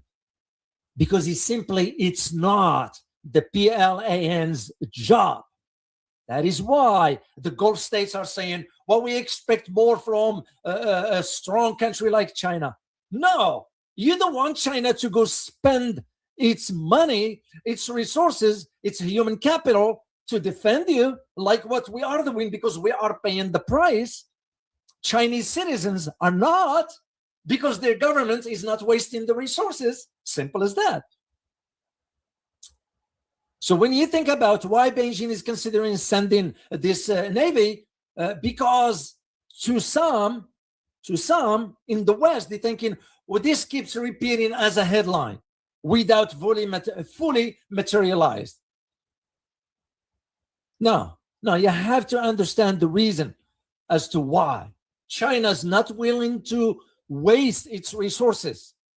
So, because there is the other angle, and the other angle has to do with Taiwan. So, because that's the key. China's naval expansion in the Gulf, of course, China is considering certain aspects, especially when it comes down to securing basin access. For example, the one in United Arab Emirates, the one in Oman, because to China, those are seen as the most valuable. And let me put the map for you so you can see the Gulf states. Oman, okay, access to the Indian Ocean, of course, and the Persian Gulf, and United Arab Emirates. This is why China is seeing it that way. But China has far bigger strategic thinking. And that strategic thinking is the protection of the sea lanes that are tied to China's own economic interest. So, China's not going to become the security guarantor for everyone else. Look how it's turning out for us. Americans are now struggling to make ends meet. Why? Because our tax dollars are being spent elsewhere. So this is why you have to understand this as an incremental, self-interested positioning, not some sort of, this is the beginning of China stepping into America's shoes as a regional guarantor. No, they are not. Chinese are wise enough to know. And that is why the importance of understanding this context, because without understanding this context, it's not going to make sense to you. And this is why the Gulf states are hoping that China is going to resume both the economic and the security role. No, China's not going to do that. China has other interests that they need to consider. That is the point. So this is why it's important, this context. You have to understand it. If I'm to take you back to the beginning of the war, February 28th, what happened with the shutdown of the Strait of Hormuz, boarding vessels and laying mines and so forth, that triggered the US-led military campaign. And you remember the strikes from March 19th, then a naval blockade from April 13th, all of them aimed at forcing it back open, and we didn't succeed. So the Strait of Hormuz, let me put the map for you to see. The Strait of Hormuz has sort of cycled between brief reopening, which happened in June, US-Iran deal, and renewed closure, breaking down again since mid-January. And ever since. And that is why it's important, because this back and forth cut off traffic to roughly 1/10 of the normal and driving the global fuel prices crisis. But this is where you have to understand the position of China. China relies on the Strait of Hormuz for about 30% of its oil import. And that takes roughly 90% of Iran's oil that goes through this. That is why it's important to understand. So China is calculating, doing strategic calculations here. And that is why China has been running escort rotations of its own tankers, which, by the way, has not been disclosed before. That is the harsh reality. And that's where the deployment of the destroyer and the frigate task force, those are Chinese. Let me share some pictures here. This is the type, what we call it, 052D. That's a destroyer. Here is another one, another picture of the same one here. Those are the Chinese warships. And I'm not saying all of them are there. I'm highlighting to you the aspects of China knows what it is doing regarding that. Because those task force, those naval assets are near the Strait of Hormuz. That's where they are. At the same time, you have to consider also what is going on. And what's going on? Why China's thinking this way? Yeah, because China has declined Donald Trump's direct request. You know what Donald Trump asked Chinese for? In addition to NATO, and NATO, by the way, turned down Donald Trump, so did China. Donald Trump asks China to help reopen the strait. So why will China do that? Why will China incur the cost to respond to Donald Trump? Which is pathetic of him to be doing this. The guy is so damn pathetic. He has no shame. That's the sad part. And this is why you have to understand what China is doing is relying on the political channels with Tehran behind closed doors. So this is why it's making the China Navy story far less about rescuing global shipping and more about Beijing protecting its own interests while avoiding entanglement in the US-led effort. Smart move, smart strategy, I would say. You know, unlike like Donald Trump, you know, guy, he cannot think strategically. He cannot think 3 months down the road, a year down the road. He got involved and was forced to engage in a war that has nothing to do with our interests. Now he can't get out of it. And by the way, I just saw this morning Iran's list of requests if they want Iran to stop the war. And rightly so. So let me tell you why this is significant as far as what China is doing. This is significant on multiple levels. We're talking militarily, geopolitically, and economically. Because when you think about it, militarily and economically, a strait, we're talking about the Strait of Hormuz, carrying roughly, as you all know by now, a quarter of the world seaborne oil, and one-fifth of its liquefied natural gas being effectively shut for months. And as a matter of fact, there have been some sort of incidents in the Gulf. In addition to the costs that are running into the hundreds of millions of dollars a day, not since the conflict started. So, and those hundreds of millions of dollars lost, not just for Iran, for all parties. So, this is, by the way, just the first sustained closure of the Strait of Hormuz in modern history, which, by the way, still under the firm control of Iran. This is not a brief scare. What this is rewriting global energy security assumptions in real time. This is what China's thinking long term. And when you think about it geopolitically, what this closure does, what the request Donald Trump asking multiple times, asking China to intervene, to help escort in all this. No. Why would you ask China for? After all what you've done, stabbing the Chinese in the back. You know, we don't think ahead of time. So geopolitically, this exposed the limits of the US alliance leverage. Because what happened? Washington couldn't get NATO. Washington couldn't get China to help reopen the strait despite direct request, and I have it on a good authority, that the request to China was more than once through backdoor channels. Even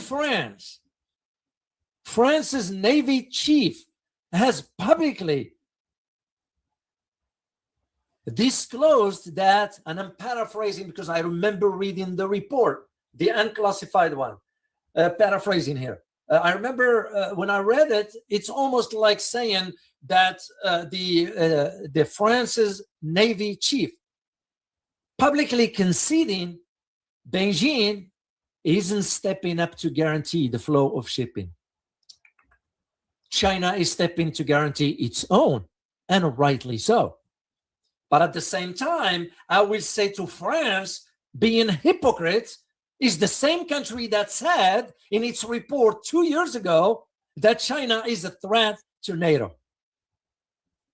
Remember? It was China, France that was advocating also for, oh, we need to reopen an office or open an office in Tokyo for NATO. This is why you can't trust the Western. They don't have any more credibility left. So the deeper significance of this is what it reveals about the emerging order. This is one thing I need you to get out of all this, is that the emerging order of the multipolar is in front of our eyes, happening in real time. Consider yourself lucky to be alive to witness it. Because what China is demonstrating, it can sustain real naval presence near the US-dominated theater. Because they don't win escort rotations, they provide in destroyers, frigate task force, and what have you, without being pulled into and acting as a guarantor of a system that the US built, and now it can't singly secure. That is the important aspects of this. So China can have its destroyers. China can have its naval assets, but China is not going to fire a single shot. So, and that is a powerful preview of exactly the dynamics that I have highlighted in my books. Literally, I've addressed this in my Iran book, and I addressed this aspect in the Russian book, which I will share an excerpt with you in a second here. So I believe, because I anticipated this kind of ventures or approach or initiatives from the Chinese. This is why I believe China's endeavors go beyond just routine stops and naval bases for fueling and dropping supplies, like what happened in Djibouti, which we will talk about it in a second there. But rather, what China is aiming at strengthening its posture without flexing. And it's sending at the same time a message to the United States and others that it will take, meaning China will take the necessary measures on land, by sea, and throughout the air to defend its strategic interests. And that is where that establishment of the Chinese naval base, which is small, by the way, I was there, I visited that place in Djibouti. Let me get you I have the picture. I didn't upload it, but I'm going to show you a picture of the opening ceremony in Djibouti that took place in 2017, if I'm not mistaken. Yeah. So, or even before that. No, that was before 17. So, my point is that the idea of the Chinese presence in Djibouti, which, by the way, there is more than just China. There are other countries as well. Let me see if I have. Oh yeah, I have a picture. Hold on a second, guys. Let me upload it quickly, which gives you an idea. When all the Western media focusing on China, they are not letting you know that there are other countries like Italy, like Japan, like France, and the United States. I was there on the ground. I went to that those bases there. So that's where we have the Camp Lemonnier in Djibouti. I was there, so I saw. But you need to understand that the establishment of the Chinese naval base, which is very small, very limited, in Djibouti, means that it has a meaning, it has a message, it has significance.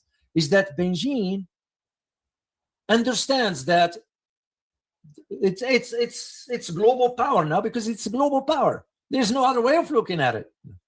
It can afford it now the opportunity to build a political foundation, and at the same time forging ties with other countries it believes will play a pivotal role in realizing the Chinese strategic vision. It's no different than what we did, except the question many ask is, why was it right for us and not right for the Chinese?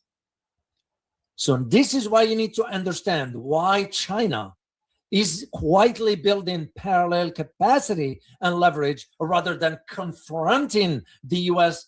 Primacy head on. So, because you have to understand, while you have a live Sino-U.S. naval proximity risk, because they are closer, the destroyers, Chinese destroyers and all that stuff, they're closer also within the Persian Gulf to the area where the U.S. has certain presence there. You know, the destroyer operating near each other in a war zone, because Persian Gulf is a war zone now. Because this is, again, if there is an open conflict, nobody will fully control it. And this, it's important to understand for you. Why? Because this is a rare, literally a rare live case study of great power positioning happening in real time, rather than just in some concept or a theory. So I said earlier, consider yourself lucky to be witnessing history in the making. That's my point for this. That is why it's important to understand these dynamics.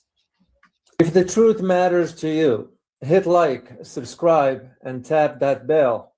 No spin, no agenda, just the stories they don't want you to know. Don't watch from the sideline. Be part of the movement. Your support keeps the truth alive. Thank you. And this leads me to ask the other prevalent and important question. Is China ready militarily to defend its strategic interests? And once again, I've been quietly doing the research for the last 2 years, by the way, regarding China. And I answered that question in the book. So, and of course, I will only let you know in due time. So, militarily, if I am to take a step back and think about it, China ain't gonna go toe to toe with the Americans. Not they are scared or not they are afraid. It's not. This is why I asked you the question earlier. Let me just get you. Let me see the voting results on the post that I just did. And the question was, in a direct one-on-one total conflict between the United States and China, who will win? I know that ain't gonna happen, but at the same time, I have to ask the question. 90% of you said China, 1% of you said the US, 8% of you said none, neither the US nor the China will win, and 1% of you said we don't know, which is fair. It's because if I am to base it on the Pentagon internal scenarios, which, by the way, few years ago, that was during my days when I was in Washington, the scenarios were simulated inside the Pentagon. Back then, we ran about 18 scenarios. 17 out of 18, the US lost to China. And that, by the way, that scenario was not played out in the Middle East. It was played out in the Taiwan Strait. 17 out of 18. That should give you an idea. But here is what I need you to understand. China not going toe to toe with the Americans, whether Fifth Fleet, Seventh Fleet, what have you. No. It's by design, not weakness, as they might have you believe. No. Beijing has a leverage over Iranian behavior, but that leverage is not going to be through the military aspect. It's the economic relationship. Remember, China imports about 90% of Iran's oil. So, in addition to, China has signed a 25-year strategic partnership with Iran. So, and that the US Fifth Fleet power has matched for that. So the pattern, in my opinion, holds. And the pattern from what? This is the pattern from what happened in 2023, when an Iran seized a Chinese-owned tanker, intercepted another one at the time. What did Beijing do? Beijing, they didn't lodge a protest. They didn't send warships. No. All what Beijing did after that is sent the 052D DL type destroyers. That's the one I showed you earlier, right there. after that incident. That's what exactly Chinese did. This is the frigate, the 504. This is the frigate here. This is the destroyer.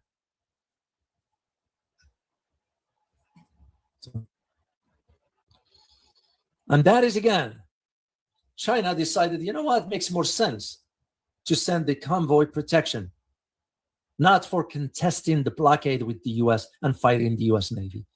No. China is smart enough, they think. And remember, to my viewers who are familiar with the Art of War by Sun Tzu, you can subdue your enemy without firing a single shot. Here is the important aspects to understand it when you think about the strategic interests. When I say strategics, I am also referring to the economic aspect and the geopolitical outlook for that. Because what you are seeing is a structural aspect. China imports roughly 5 million barrels a day through the Strait of Hormuz. That represents about between 40 and 45% of its total crude import. This, where it exposed the blue water investments. What does it mean from China's perspective? That the crisis that took place, it's taking place right now, it's exposing this blue water investment hasn't solved the choke point dependency. And we're not even talking yet the gaps in insurance, financial architecture, and so forth. And this is important because no Navy can fix this problem. And this is why you have to think about the strategy, the broader aspect or broader approach of the PLAN, the People's Liberation Army Navy. Modernization is real and fast moving. Because what you have about 3 carriers, next generation of destroyers, expanding submarine fleets. All of this is for a reason. And yet, you have the analysts who never step foot on China soil, who never engaged in a conversation with locals there, scholars or what have you. Those analysts still flag that Beijing remain vulnerable to blockades in a hypothetical conflict with US Navy. They just have no understanding. So, because what China is doing, it does not want to prepossession itself, militarily speaking, to unilaterally defend a distance choke point that is so far out, like the Strait of Hormuz, by force. They're not going to do that. Because China is not even going to try. What China is betting on is the economic leverage. That is the smart move. So, because the economic leverage and restraint will serve China's interest far more and better than a naval confrontation that is not ready for, and it doesn't want. That is the harsh reality that I need you to understand as to why China is going about it this way. But suffice it to say, the message is loud and clear that China is defying the US presence in the region. Yeah, that's China's message. And that leads me to ask the other logical question. Can and will the United States intervene to stop Chinese oil tankers? Now, there are some of you who said, oh, Dr. O, this already happened. Yeah, it did happen once. But at the same time, Washington realized that it better chose the economic tool and a legal pressure than to go into a direct confrontation. And that is why the Americans went ahead and sanctioned major Chinese refinery petrochemicals, like, for example, the Hengli Petrochemical Company and dozen of other more. So, yeah, that's why. Because now the concern in America, especially with the incompetent Donald Trump, he's concerned about, because as you know, next month, President Xi Jinping is going to be coming to Washington. There is a visit, to my knowledge, in September. Whether it's going to be postponed or not, I do not know at this point. And that is why the U.S. is kind of, because it will be a big blow if President Xi Jinping cancel his trip or even postpone it. And I won't be surprised that Chinese might do it. So that is again. So I mean, we're not denying that the U.S. have physically boarded some stateless flagships or tankers. That was especially the one that was it's called the MT. I forgot the last name. I remember it was on April 20th or 21st, one of those dates. The one that I remember, and I even did the picture for you, is the Tuska, which is the Iranian one. That I remember because I remember that incident. Yeah, because this Tuska made the stop in China. So, and that in itself, it prompted the Chinese, because it was on its way to China, it prompted the Chinese foreign minister to call the situation sensitive and complex. That is why it's important to understand. So whether the U.S. goes further, actually intercepting Chinese flag or PLN escorted ship is a different story. The U.S. is not willing to do that. It's a much higher risk for the Americans. And this is why the evidence suggests that Washington is deliberately also avoiding to engage the Chinese directly. That is the harsh reality. Of course, Washington wouldn't want to disclose that. Because remember, it's not an easy just to go and interdict some shadow vessel just like this. You have to understand the resources intensive risks involving this. There is a harm to the U.S. personnel. The girls could be shot at as they were dropping from the helicopters.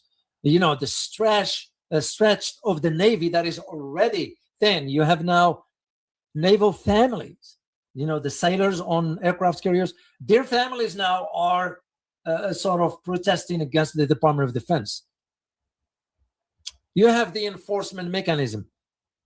You know, there's so much involved into it. It's not just easy to just go on and intercept something like that. So the Chinese know better. So, and when you have more than one tanker, how much can you go? How much can you cover?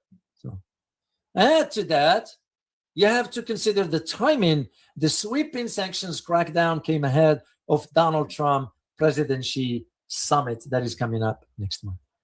This is why I'm saying you have to understand the economic and the legal interventions.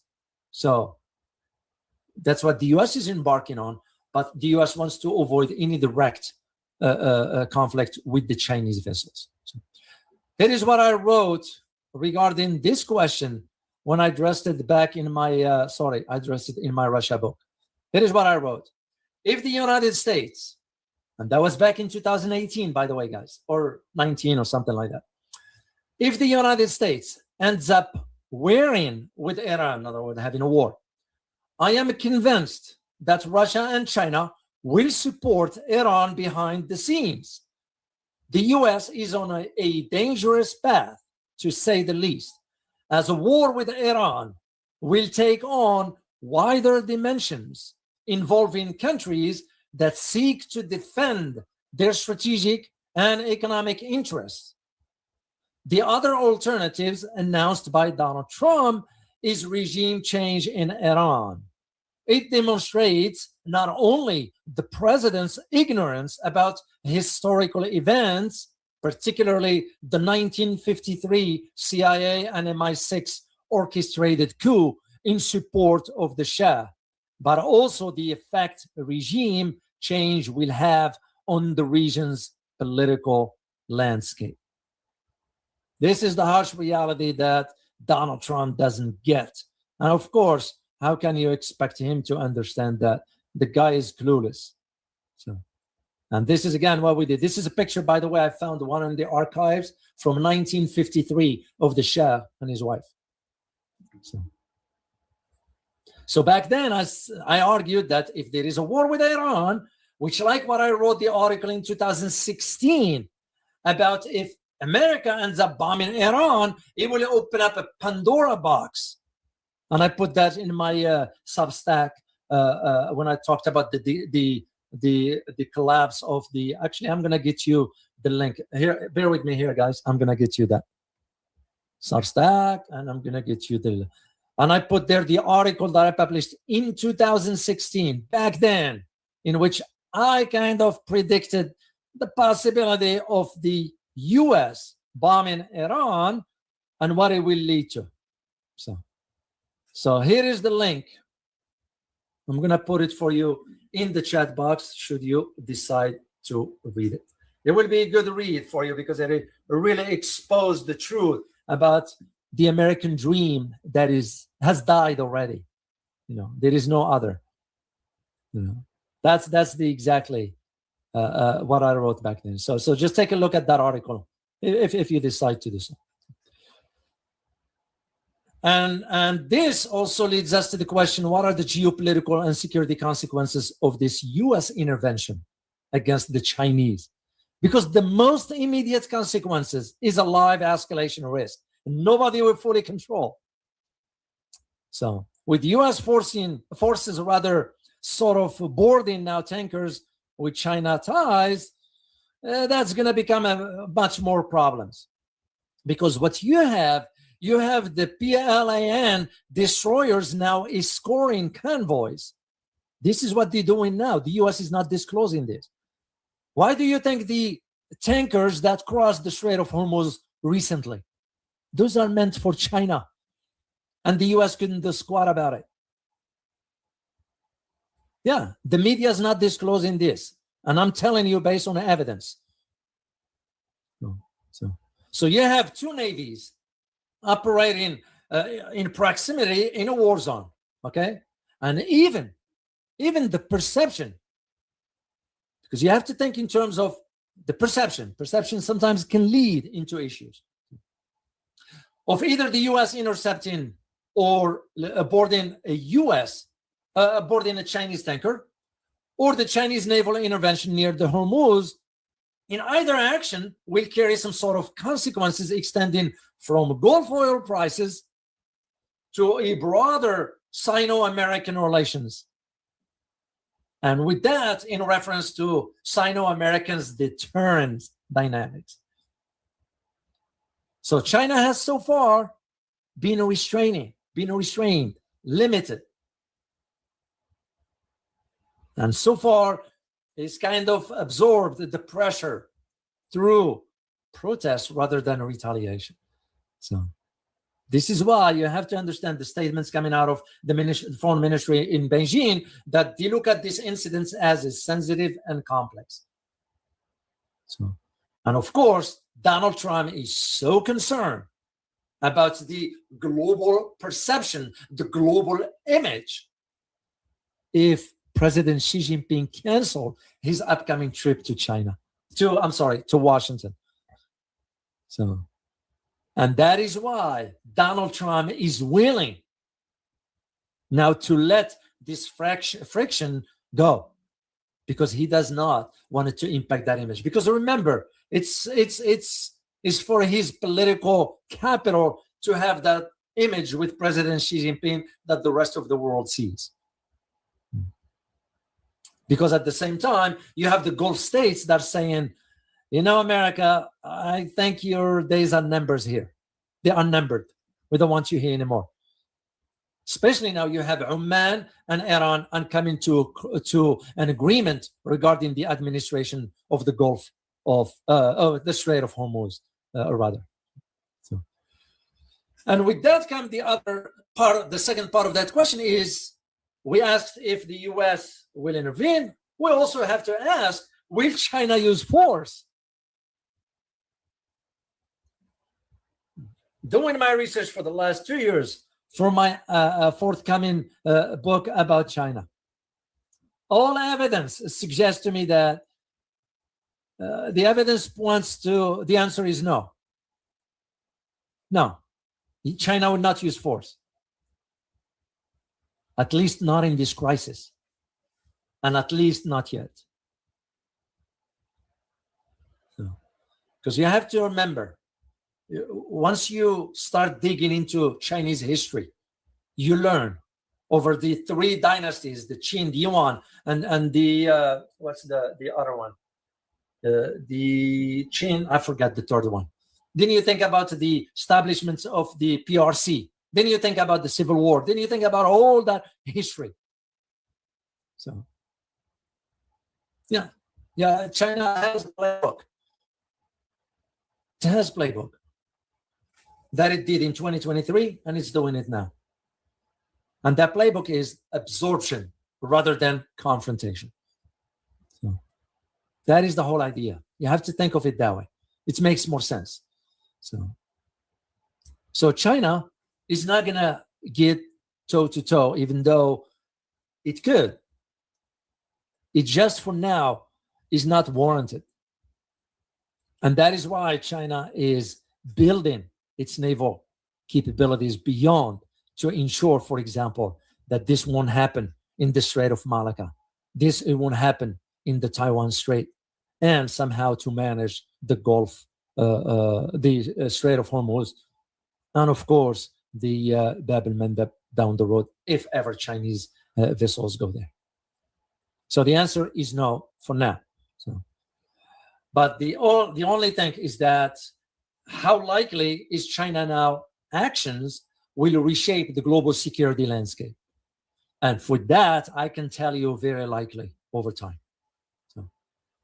However, it's going to be methodical. It's going to be slower. It's going to be well organized. It's going to be subtler mechanism through that than like what we've been doing, the classic power confrontation or the great power confrontation. That China's not going to do that.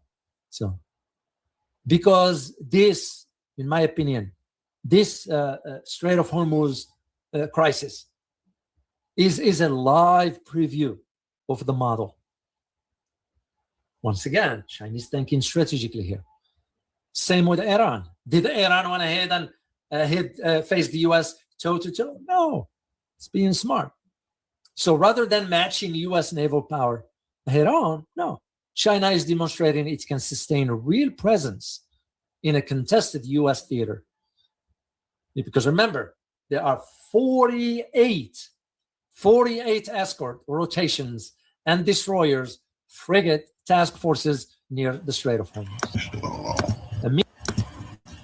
Revolutionary salute to our family. Geneva Smith 4455 for the 100 Jews to the war chest. Revolution is a way of life. Absolutely appreciate that love, soldier. Salute. Media will not disclose that to you. And I have it on good authority that the rotations are happening or have happened. At the same time, while China is doing this, is leveraging at the same time the economic ties. Not with Washington, but with other countries that Washington cannot replicate. Tell me, to those who are in the know, tell me if there is any Gulf states right now is embarking on some economic ventures the same way China does. Or the rest of the world for that matter. And that's exactly what I said in this particular analysis that I released yesterday or the day before, whatever that is. Go check out that video. I put the link for you in the chat box. The $1 trillion gamble, that's what the Gulf states are doing because the economic ventures. So that's where the difference is. Because you think about Washington cannot replicate China's 90% of Iranian export relation gives China more direct influence over Tehran than the Fifth Fleet in Bahrain or the U.S. naval presence. And that's, again, you need to understand this dynamics. And this leads me to my last question. As I mentioned at the beginning, why should you care? What's in it for you? And why you decided to sit here and listen to what I have to say, besides being a member of the community. And I'm so glad that you are here. So speaking of that, by the way, I would greatly appreciate if you can type in where you are joining us from, what part of the world you're from. I would greatly appreciate it. And thank you. So why should you care? The first thing that comes to my mind is that this is not some sort of a theory, an abstract, because I don't talk to you in abstract. I don't talk to you in concept. And even if I do concepts, I break them down to a real live experience. So you understand. So this isn't some abstract theory playing out somewhere far away. No, it's a live rehearsal, in my opinion, for the actual shape of the next few decades of the global power, which is exactly what I argued in my forthcoming book about China. And the fuel of it, because the fuel that you are using in your vehicle, the prices of the goods you and I are paying, are already downstream of this particular live case study. You have a fifth of the world oil and liquefied natural gas has moved through straits that's now effectively shut for months, which what drives the prices shock that you are witnessing. I'm sure whatever part of the world you are witnessing the hike in those prices.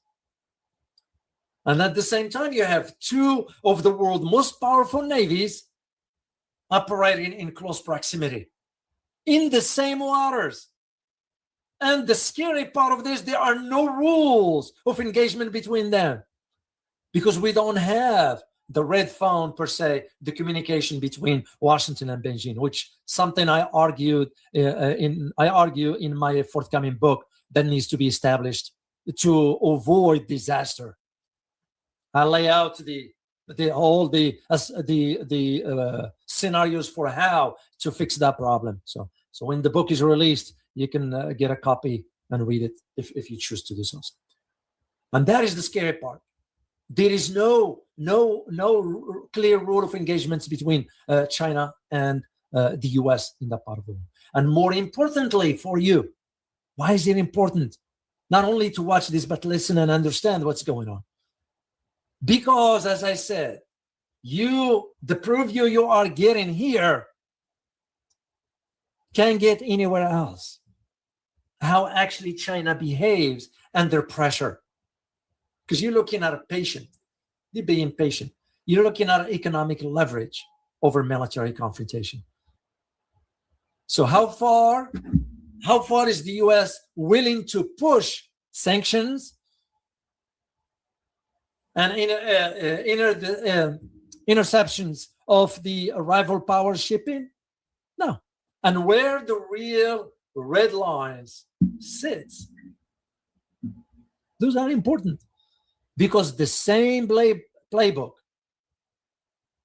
being tested in the Gulf right now is exactly what will govern a future Taiwan crisis or South China Sea confrontation. Look at the big picture. Understanding this today means not being blindsided tomorrow. And speaking of that, I do have an interesting topic for you in the next 2 days. I was sitting on that topic for 5 days. There is a reason. China just did it a few days ago to the US Navy in South China Sea. You will be shocked to learn what that is. And I am going to address that for you on Wednesday or Thursday. I haven't decided yet. So make sure you join me for that. So here's my conclusion for you. And I'm going to do some clips, but I'm going to share a great announcement with you as I told you at the beginning. Here's my conclusion for you. Having worked in Washington in a foreign internal defense and regional security, having spent time on the ground, walking the streets of Yemen, Saudi Arabia, Iraq, China, near the border with Iran, having authored a book on Iran, a book on China, which not released yet, book on Saudi Arabia, book on Russia, book on American foreign policy in the Middle East, and countless articles. And with the China book underway right now, I've watched, literally, based on experience, I've watched this exact pattern of quiet, calculated power building play out before. So what's happening right now in the Strait of Hormuz isn't a footnote. Need you to understand that. It's a rehearsal on part of Beijing for the world order we are all going to be living in soon. That's the harsh reality. So I'm going to leave you with one question before I'll jump into my announcement, then I'll play the clips for you. Here's a question I want to leave you with. If China is willing to absorb this much pressure without firing a shot to protect its oil lifeline, what will it do when the stakes are high in Taiwan? It's a legitimate question to ask, because I will be addressing this for you in today's, and as I mentioned, I dedicated about 26 to 30 pages in my forthcoming book about China. So I'm dealing right now with some publishers who wanted the book. I haven't decided yet whether I'm going to do that or not. So we'll see. We'll see. So. All right, let me share the announcement with you first. Then, let me say thank you to Rafael. We haven't seen you for a long time. I figured you're either traveling, busy somehow, but it is so good to see you, Rafael. And I will never, ever, ever take for granted your support for the channel for the past few years. So, once again, I want to say thank you from the bottom of my heart. So, thank you, Rafael. You're right, I agree. Everything we are witnessing now is the result of the many joint naval exercises between China, Russia, and Iran over the many years. Spot on. Spot on. And that is exactly why I do this kind of live streams. Those, to me, it's a form of an informal analysis report that I do for you. So now, let me share with you the announcement. Take a look at the number here. Look where we are. You remember that anonymous donor, DRALA, when he or she wrote back then, because he or she shared with me, extending my support for your upcoming Asia trip. I will once again contribute dollar for dollar up to $1,000 should the community make further donations. End of quote. And guess what, guys? The donor just did yesterday a donation of $1,000 because we reached that. Remember that 7,500, and I said when we reach that, the donor will match it. That donor was true to his or her word, and I am forever grateful. So I just want you to know this one. There are two other donors. One of them asked me to keep his or her name anonymous, and I will honor that. And the other person told me it's okay if I disclose the name, and that name is Doug. That's all I can say. I can't pronounce the full. I'm not going to say the full name. Doug. So thank you so much, Doug, for your PayPal donation. A major donation that leads us to where we are right now. So we are almost there. Whoever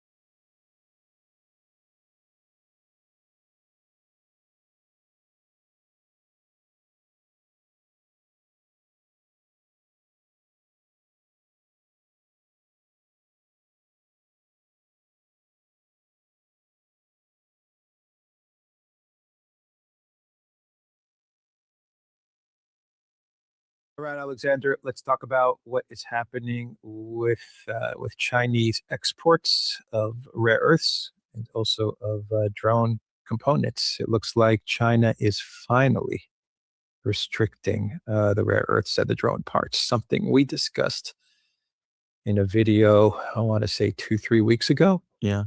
And it looks like China is now moving forward with restricting the components that are being used by the collective West in order to strike at Russia, as well as the rare earths that go into almost all of the weapons that the collective West manufactures in order to not only strike at Russia, but eventually to go after China when and if there is when and if there is a war with China over Taiwan, which is something that many analysts suspect will happen by around 2030, give or take. Anyway, your thoughts? This is a very, very big story, and it is going it's being very underreported. In fact, the only media outlet that I see reporting it reporting on it is the Financial Times. And they're doing it in a very, very careful way. Anyway, about 2 or 3 weeks ago, as we discussed, we had a long article in the Financial Times which acknowledged that the Chinese, for some time now, since last year, in fact, have had a licensing system in place in relation to purchases of rare earths. So if you're a Western company, you have to go to China, complete incredibly complicated questionnaires, and go through extremely tough due diligence with the Chinese. And you have to explain exactly what you're going to use any rare earths that you buy from China for. And you have to give categorical commitments that you are not going to use these rare earths, or that these rare earths that the Chinese give you are not going to be used for military production. And apparently this has been steadily tightened over the course of the last year. And we are now starting to get clear signs that there are stresses as a result in the military production system and in Western stockpiles. The article that I mentioned in the Financial Times was already talking about panic and hysteria on the part of some Western buyers of rare earths.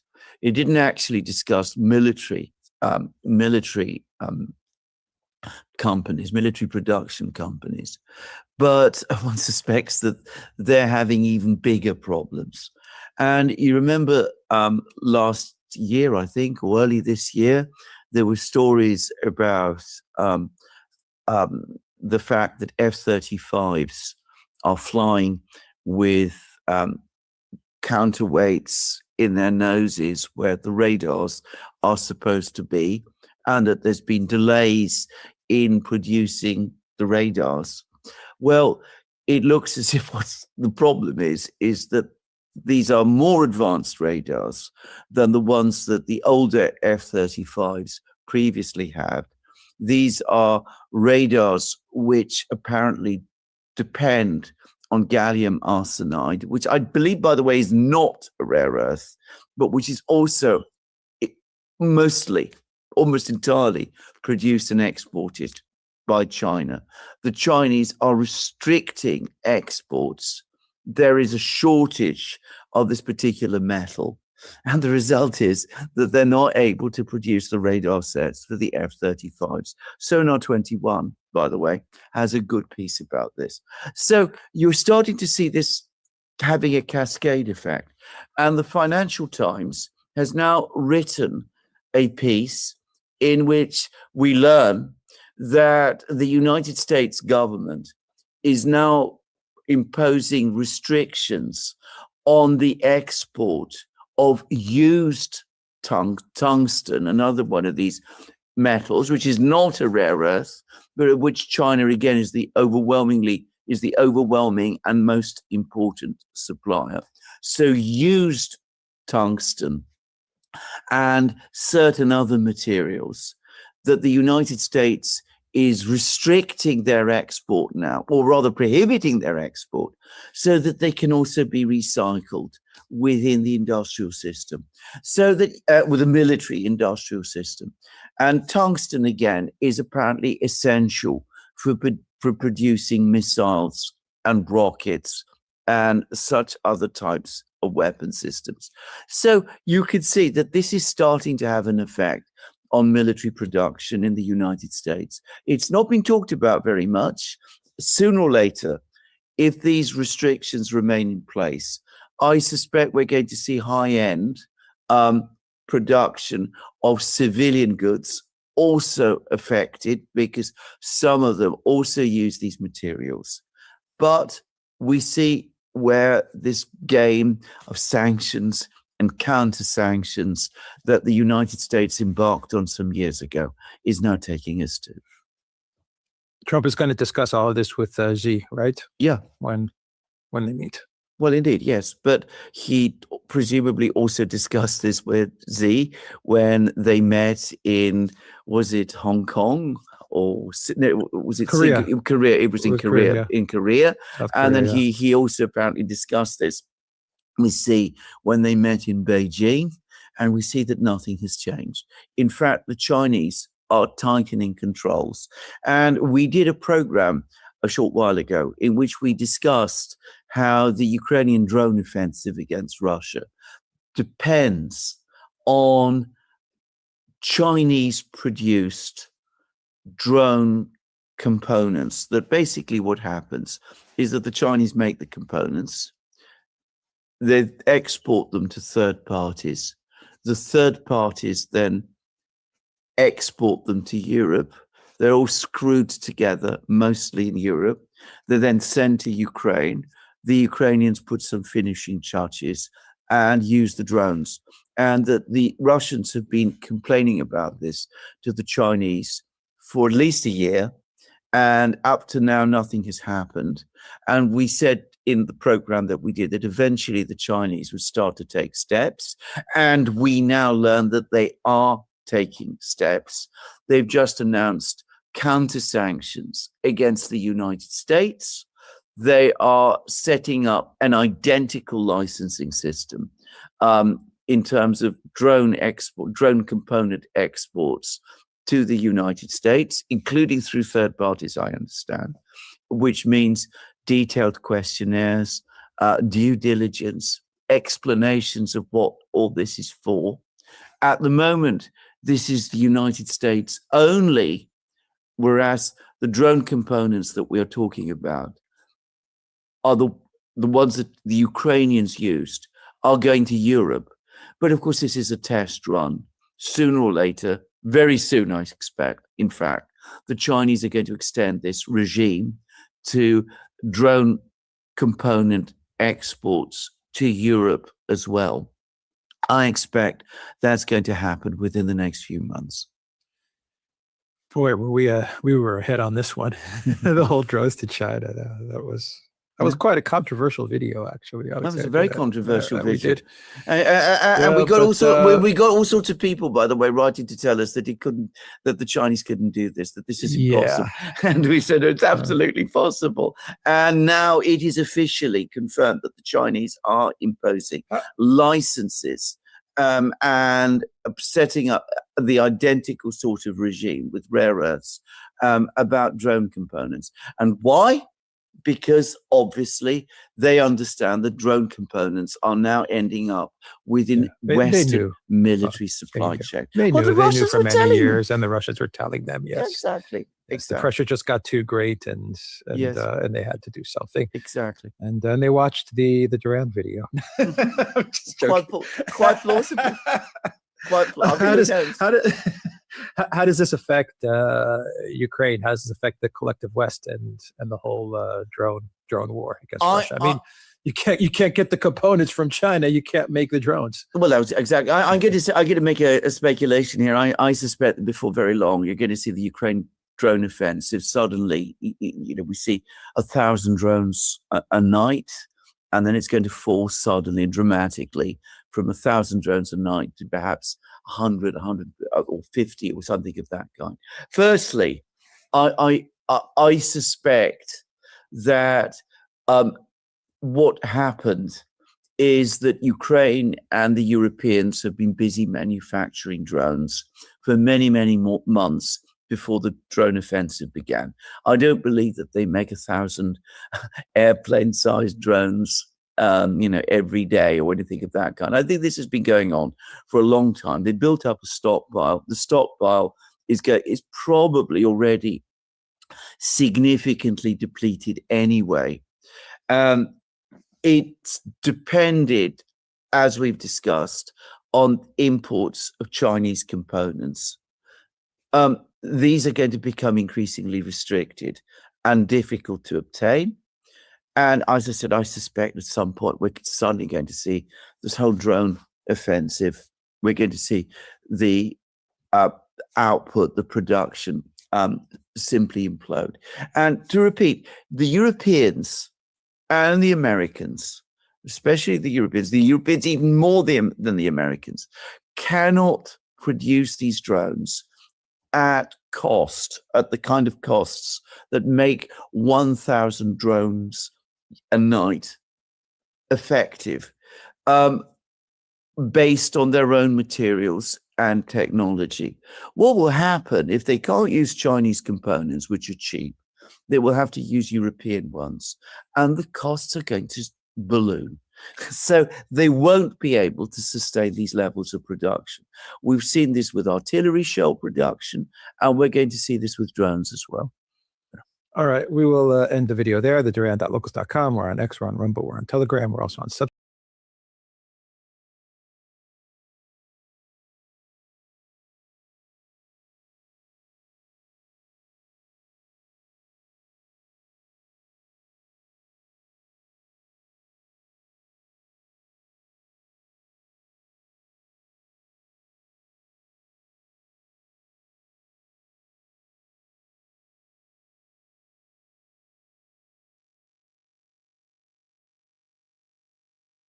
Good morning and welcome to the At the Water's Edge podcast, where we look for insights beyond the headlines and take a practitioner's. A good day here in Chicago. We're still having rain. It's been rain for off and on for 3 weeks. Remember last time I lost power? Now, had it gone off for 10 or 20 minutes, this might have been Only a couple months away. Anyway, so a much hotter part of the world, Iran. So really interesting week this past week. So Iran and Oman have reached some sort of tentative technical agreement about how to manage traffic through the strait. Iran's being very deliberate about messaging how the U.S. has absolutely nothing to do with this agreement.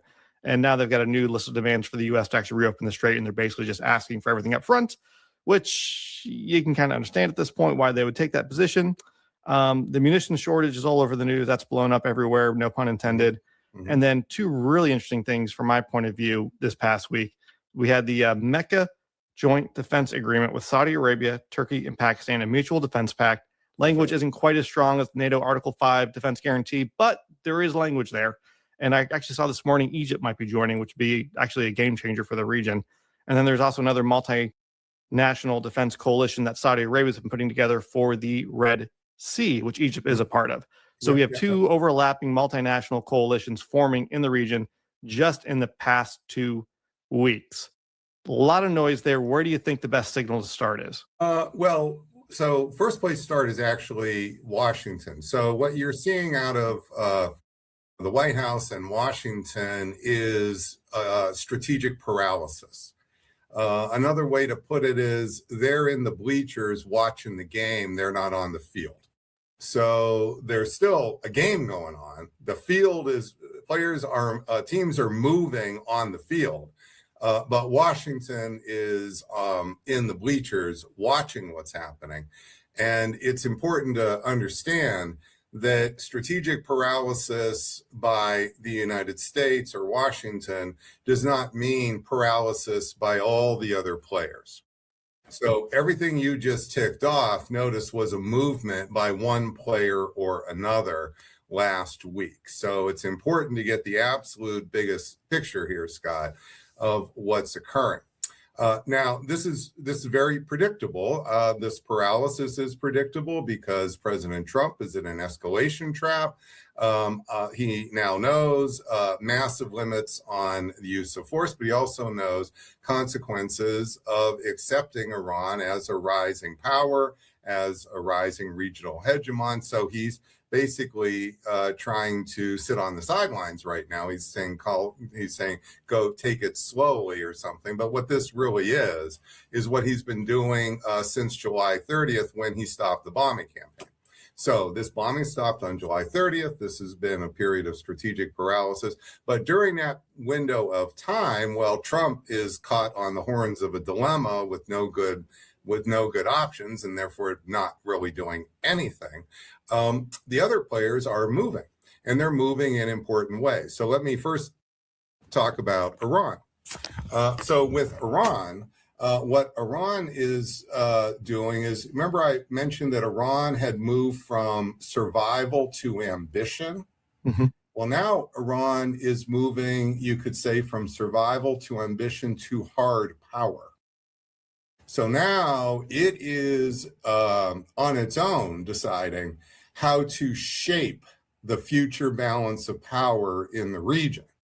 So Iran's just not sitting back and doing nothing.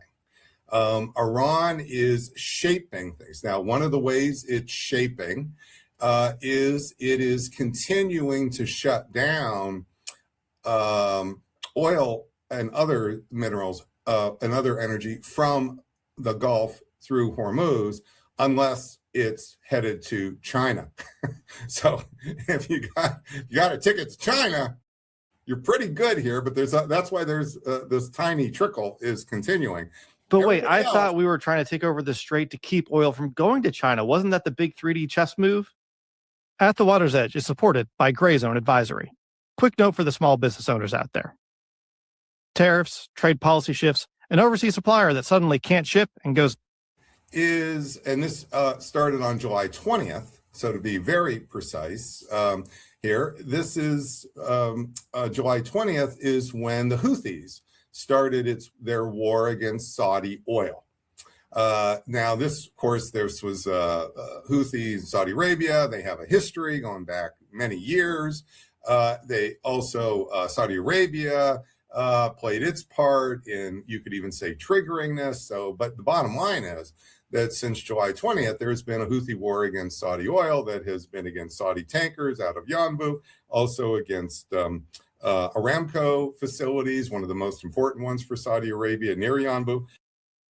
And so this not fully shut down the Red Sea, but this is this actually what, military calls kinetic action, hard power. Now, this is with Iranian, we call them proxies, Iranian calls them their allies.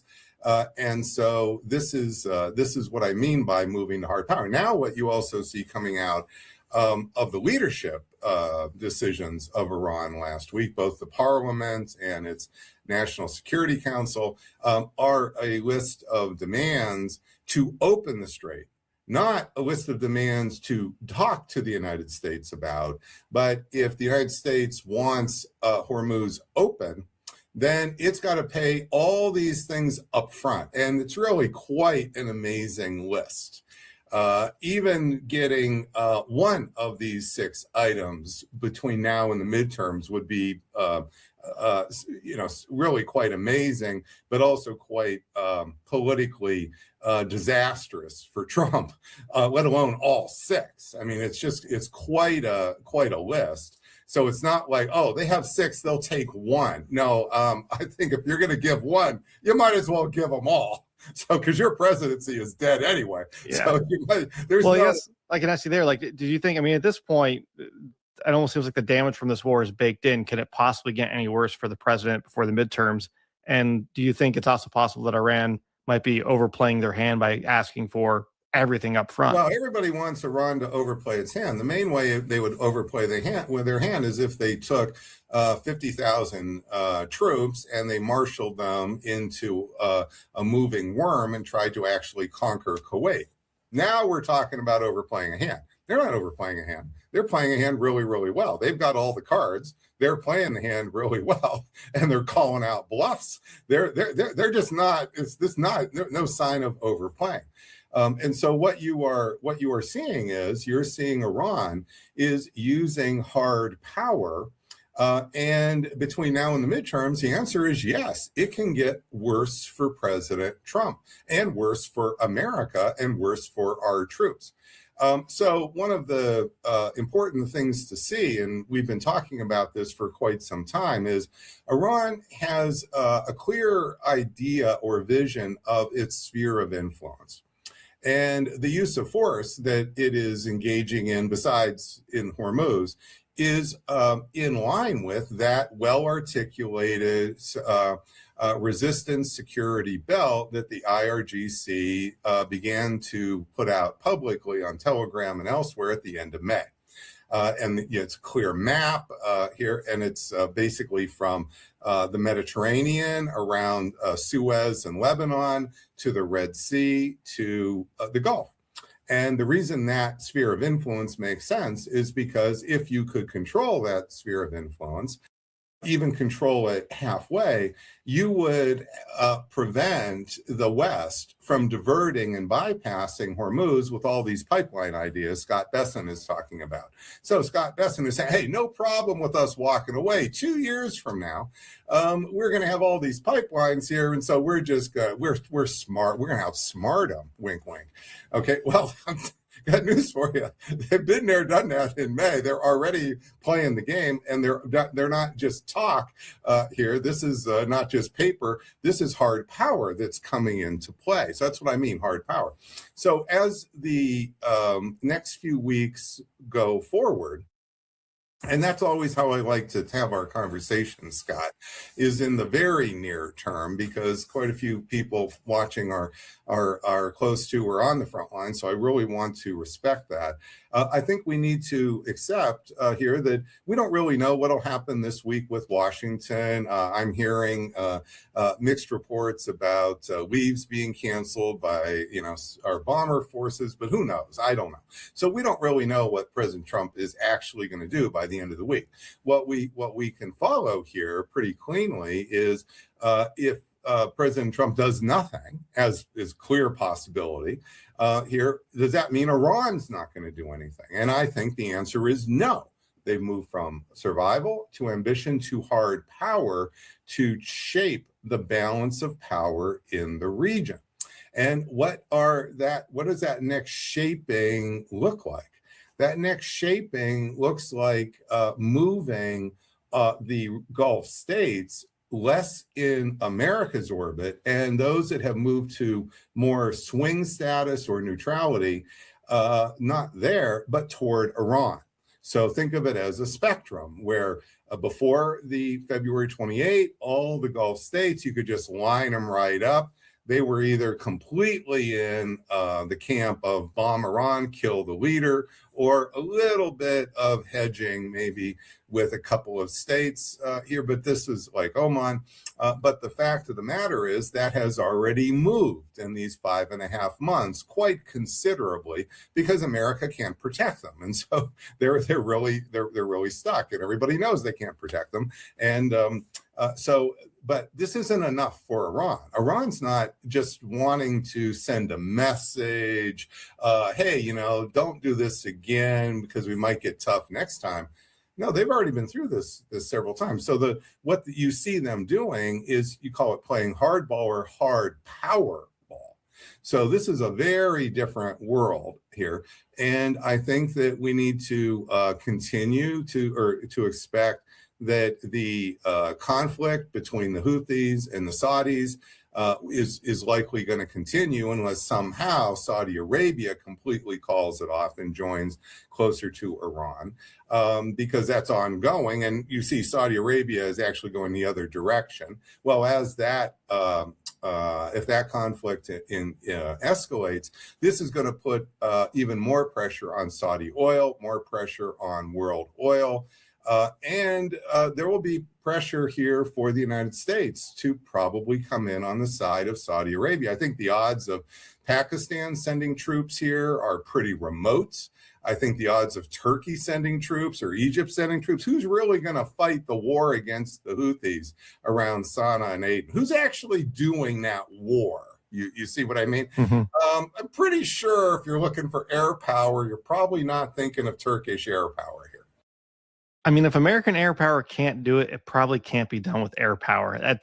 I think we can all probably put a pin in that. Mission, because we went up against the Houthis a year ago with a couple aircraft carriers and didn't work out all that well. So this is not the fact we might have to get the call for this. We just need to be prepared. That's what I'm trying to do. I'm trying to say that where would the issues come? You can see this, I think, already in the next few weeks. And then the other side of things, if again, thinking about this as Iran, using this window of, we'll think of it maybe as breathing space. Iran's thinking of it as growing space, to expand its control of the balance of power and the regional balance in the near term. What else might you look for? You might start to look at Iranian proxies, and I'm not sure where the lines are here exactly, but your intel folks who are listening will know, because this may well not be, this may be closer to a CIA issue than a CENTCOM issue, but these lines may be blurred anyway. But what I'm really trying to say is, I would not be at all surprised if you start to see some Iranian proxy operations threatening to kill leaders in the Gulf. Actual operations, and people, oh my God, they would never kill a leader in the Gulf. Really? Seriously? I mean, it's okay for Israel and America to just slaughter their leaders one by one by one. And then, oh no, but they're not going to take a risk of actually doing anything like that. No, this is, of course, I'm saying this in tongue in cheek because we need to be prepared that this is one of the reasons I think MBS is probably just based on incentives, is looking for more bodyguards. He's looking for as many as he can possibly get. And I'm not sure how reliable they are, because remember, before this Mecca agreement that just happened last week, remember there was a Saudi-Pakistani mutual defense pact before. Mm-hmm. So remember, that was signed a couple years ago and was supposedly kind of renewed or brushed up here in the spring. Well, wait a second. So we have the Houthi attacks that everybody recognizes are attacks on Saudi Arabia. Where did that defense plan? What happened to that thing? Oh, we've got to bring in Turkey now. Well, so I was talking to some folks about this pact between these three nations, and Pakistan actually has a pretty robust military capabilities. All pointed at India, not Iran, and Turkey's got, I think it's like the fourth largest army in the world or second largest army in NATO. But again, they don't have an expeditionary capability like outside their own borders.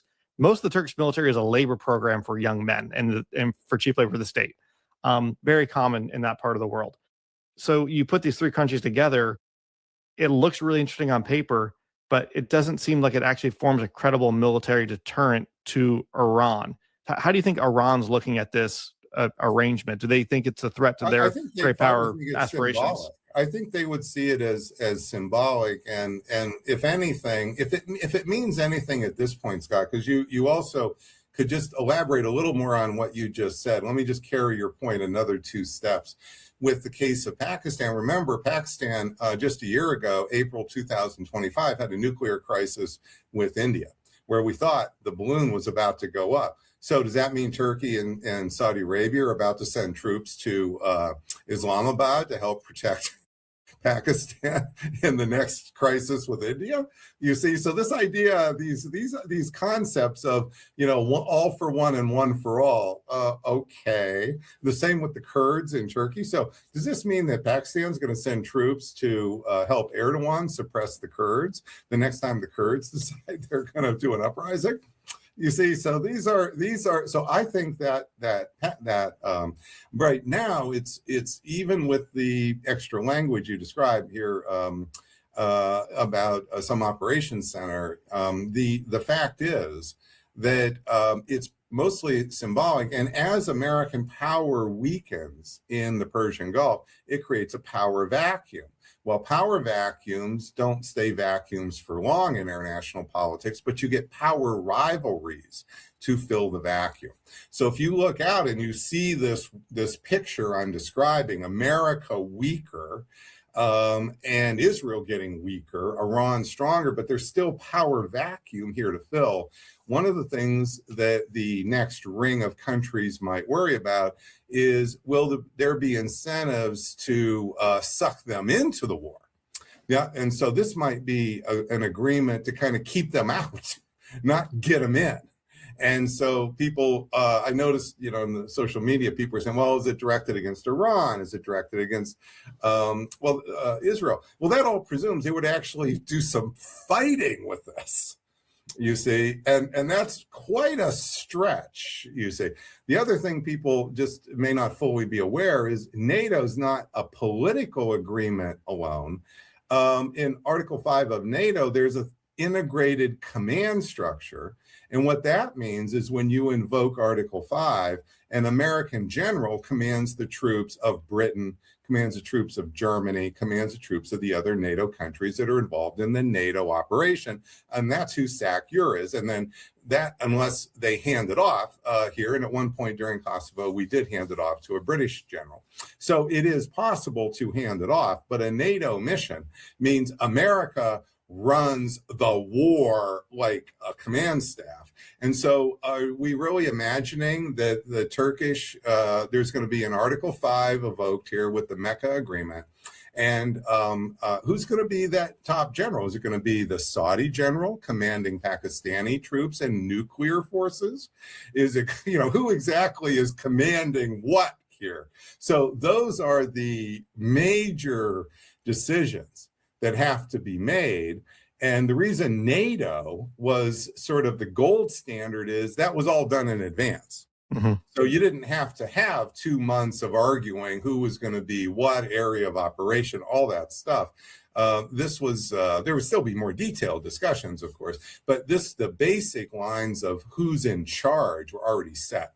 That's just not there in this mechanism. So this is a far, far away from what I would call a war fighting agreement. Now, where this could come into being could be, I think, I see if you're Saudi Arabia, you want some help if you're going to go to war in Yemen.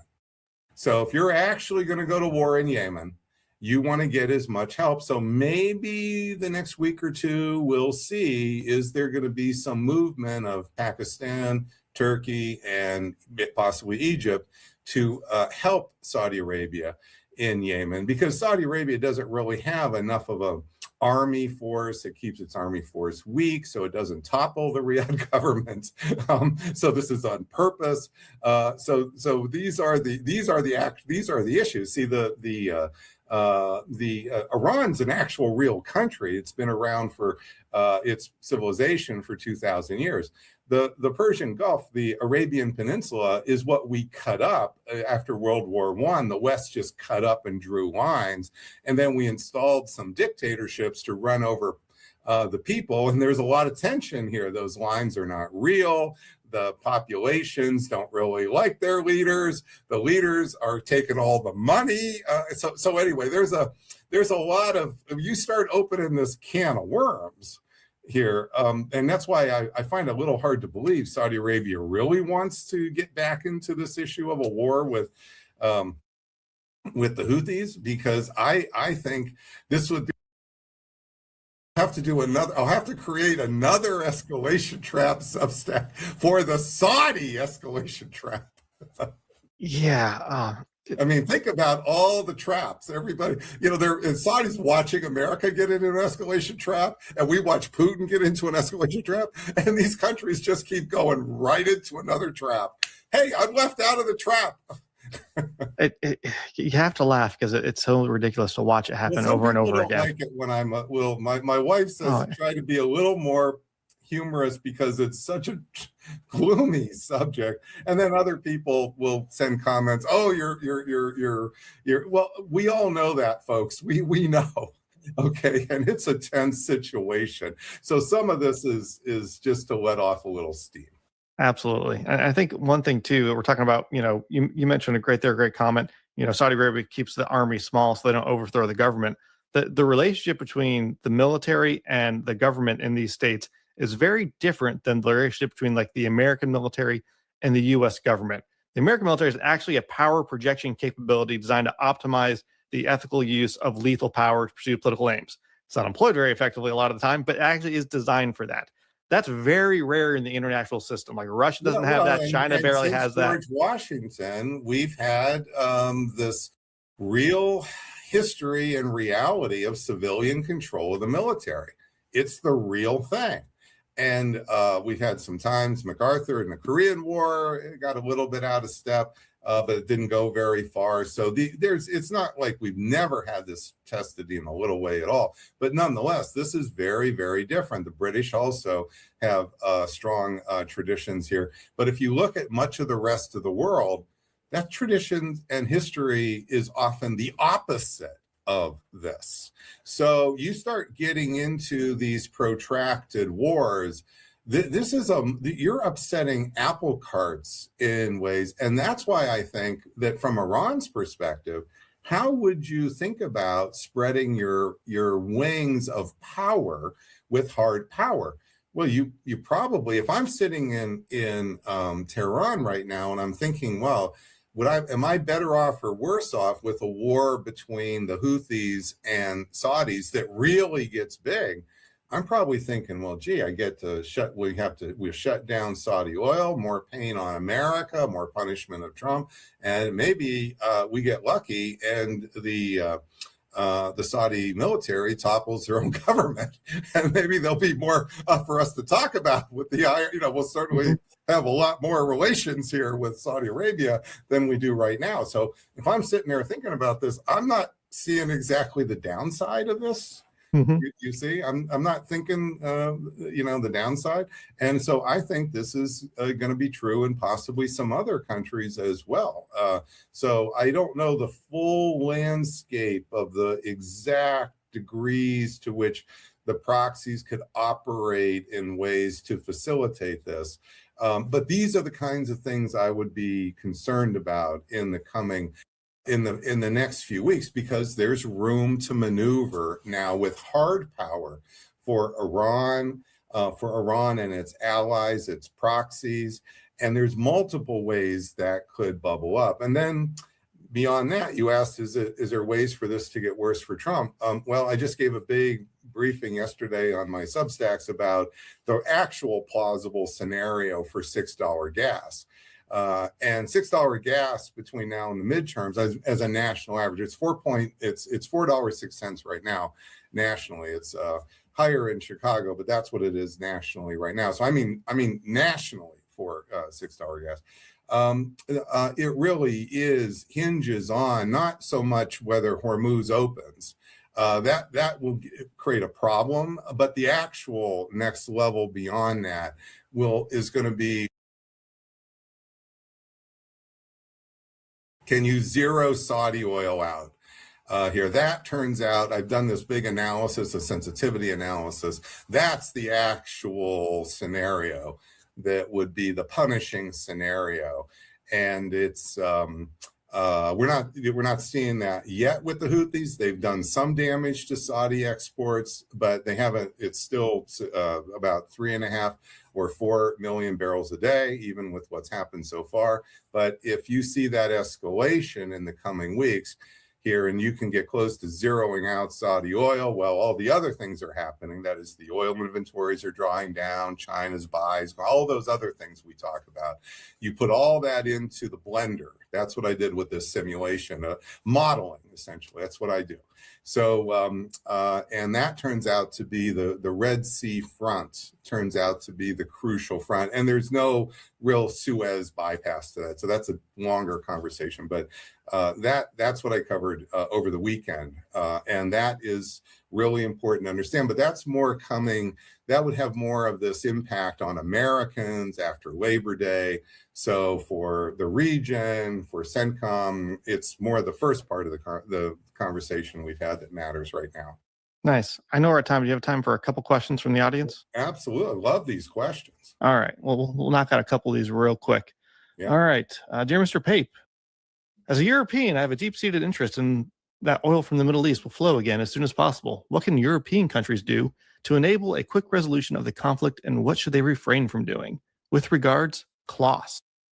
Yeah, well, the big issue now is trying to get out of this morning's escalation trap post is called the exit trap. It's to stop focusing on coming up with an exit to this between now and the midterms. because all that's doing is making everything worse. When you truncate your time horizon so dramatically, and this is why Trump can't get out of the trap, when you truncate it so dramatically, it greatly narrows any options.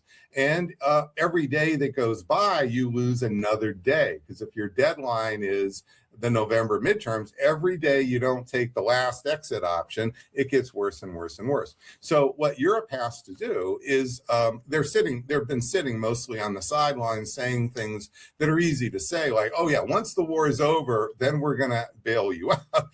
No, this is completely worthless, right? Nobody buys that. It's not really mattering. What would be helpful would be to help establish this broader time horizon of how could you bring stability to the Persian Gulf and the Middle East by the end of 2028.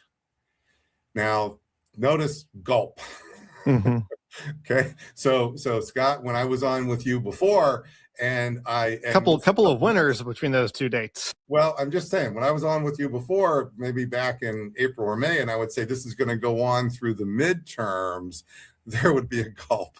Then a little bit later, I would say, well, it's actually going to go on through January. Then there'd be a gulp.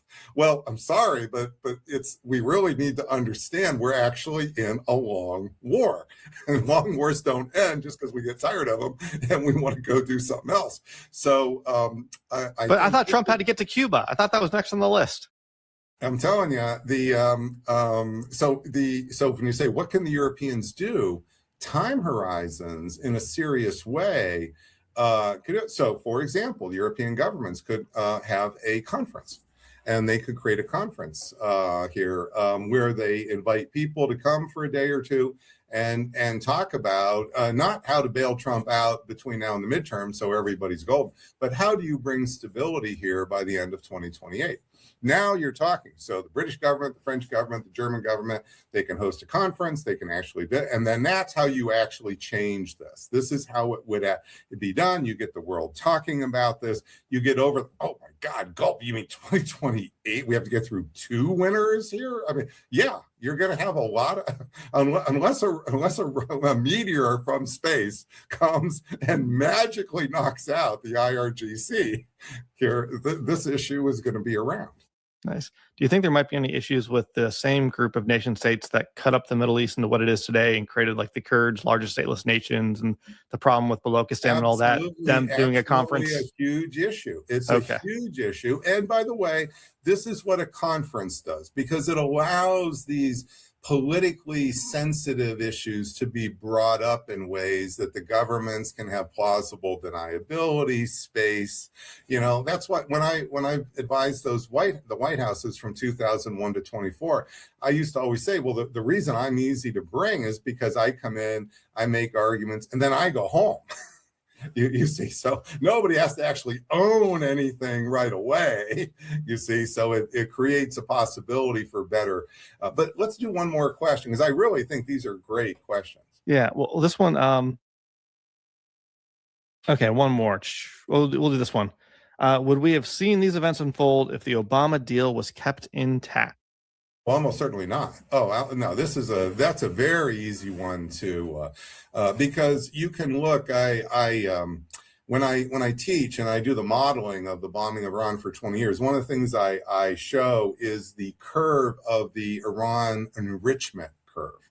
And I start from 2002, like let's go right to the beginning, go year by year by year. And we have the IAEA inspection data. So it's really high quality data. We're not guessing. This isn't just hand wavy numbers and so forth. And what you can see is that before the Obama deal, and this was true in the Bush administration and even the first Obama administration, is there's really no stopping the enrichment. It's a lower level, but it's still drip by drip by drip moving up. Then you have the Obama deal, and the Obama deal wasn't just stopping enrichment. Over 90% of all that material exited the country. So it goes all the way down, and it stays down. And we have all the inspections on this. So there's no secret. It's very high confidence here. Maybe not perfect, but high confidence. Then in May 2018, President Trump rips it up unilaterally, that deal. And the deal was set up, Scott, so that it would take about a year for Iran to restart the enrichment. It was so discombobulated. Literally a year after President Trump rips up the deal, it goes right back up. So the deal looks like it did everything it was advertised to do. And it gave President Trump a year grace period after he ripped it up to come in and figure out something better to do. He didn't. And he did this maximum pressure, which the maximum pressures have never worked. So, and then you can see that it rises, and it keeps rising through the Biden administration, and it rises through the first months of the Trump administration. So what we are teaching Iran is you better get a bomb. That's what we're teaching Iran. And so as time goes on, and you're starting to see, I've been talking about Iran getting a nuclear weapon since my April 4th New York Times piece on Iran becoming a world power. You're now starting to see the official blob in Washington now. You can in the New York Times now. So it's one thing for it's not true until the blob says it's true. And even then, that's when you have to wonder whether it's true. But now they're starting to say, "Oh yeah, it's only a year away." Well, it might even be it might even be faster than that. But this is them catching up to the reality of the situation. You see what I mean? And being willing to say it, because that's where we're really heading with this. We're heading to Iran getting a nuclear weapon, and there's a good chance we'll have intel about this in advance. Are we going to send the 82nd Airborne in or not? Or maybe the Israel. All these issues are not going away as we go forward. So this idea that we're really going to stand by and do nothing as Iran becomes the fourth center of world power, the fourth great power, okay? United States, China, Russia, and then Iran.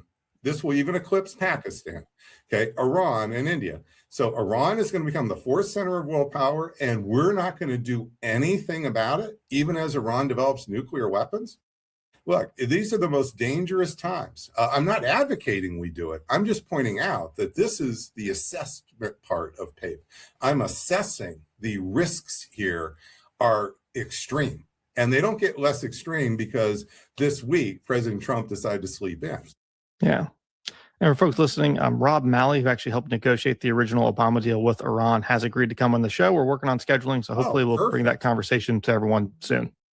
Perfect. You've got great people here. This Malley is great. Yeah. No, using your name has helped book guests. Kofi, follow me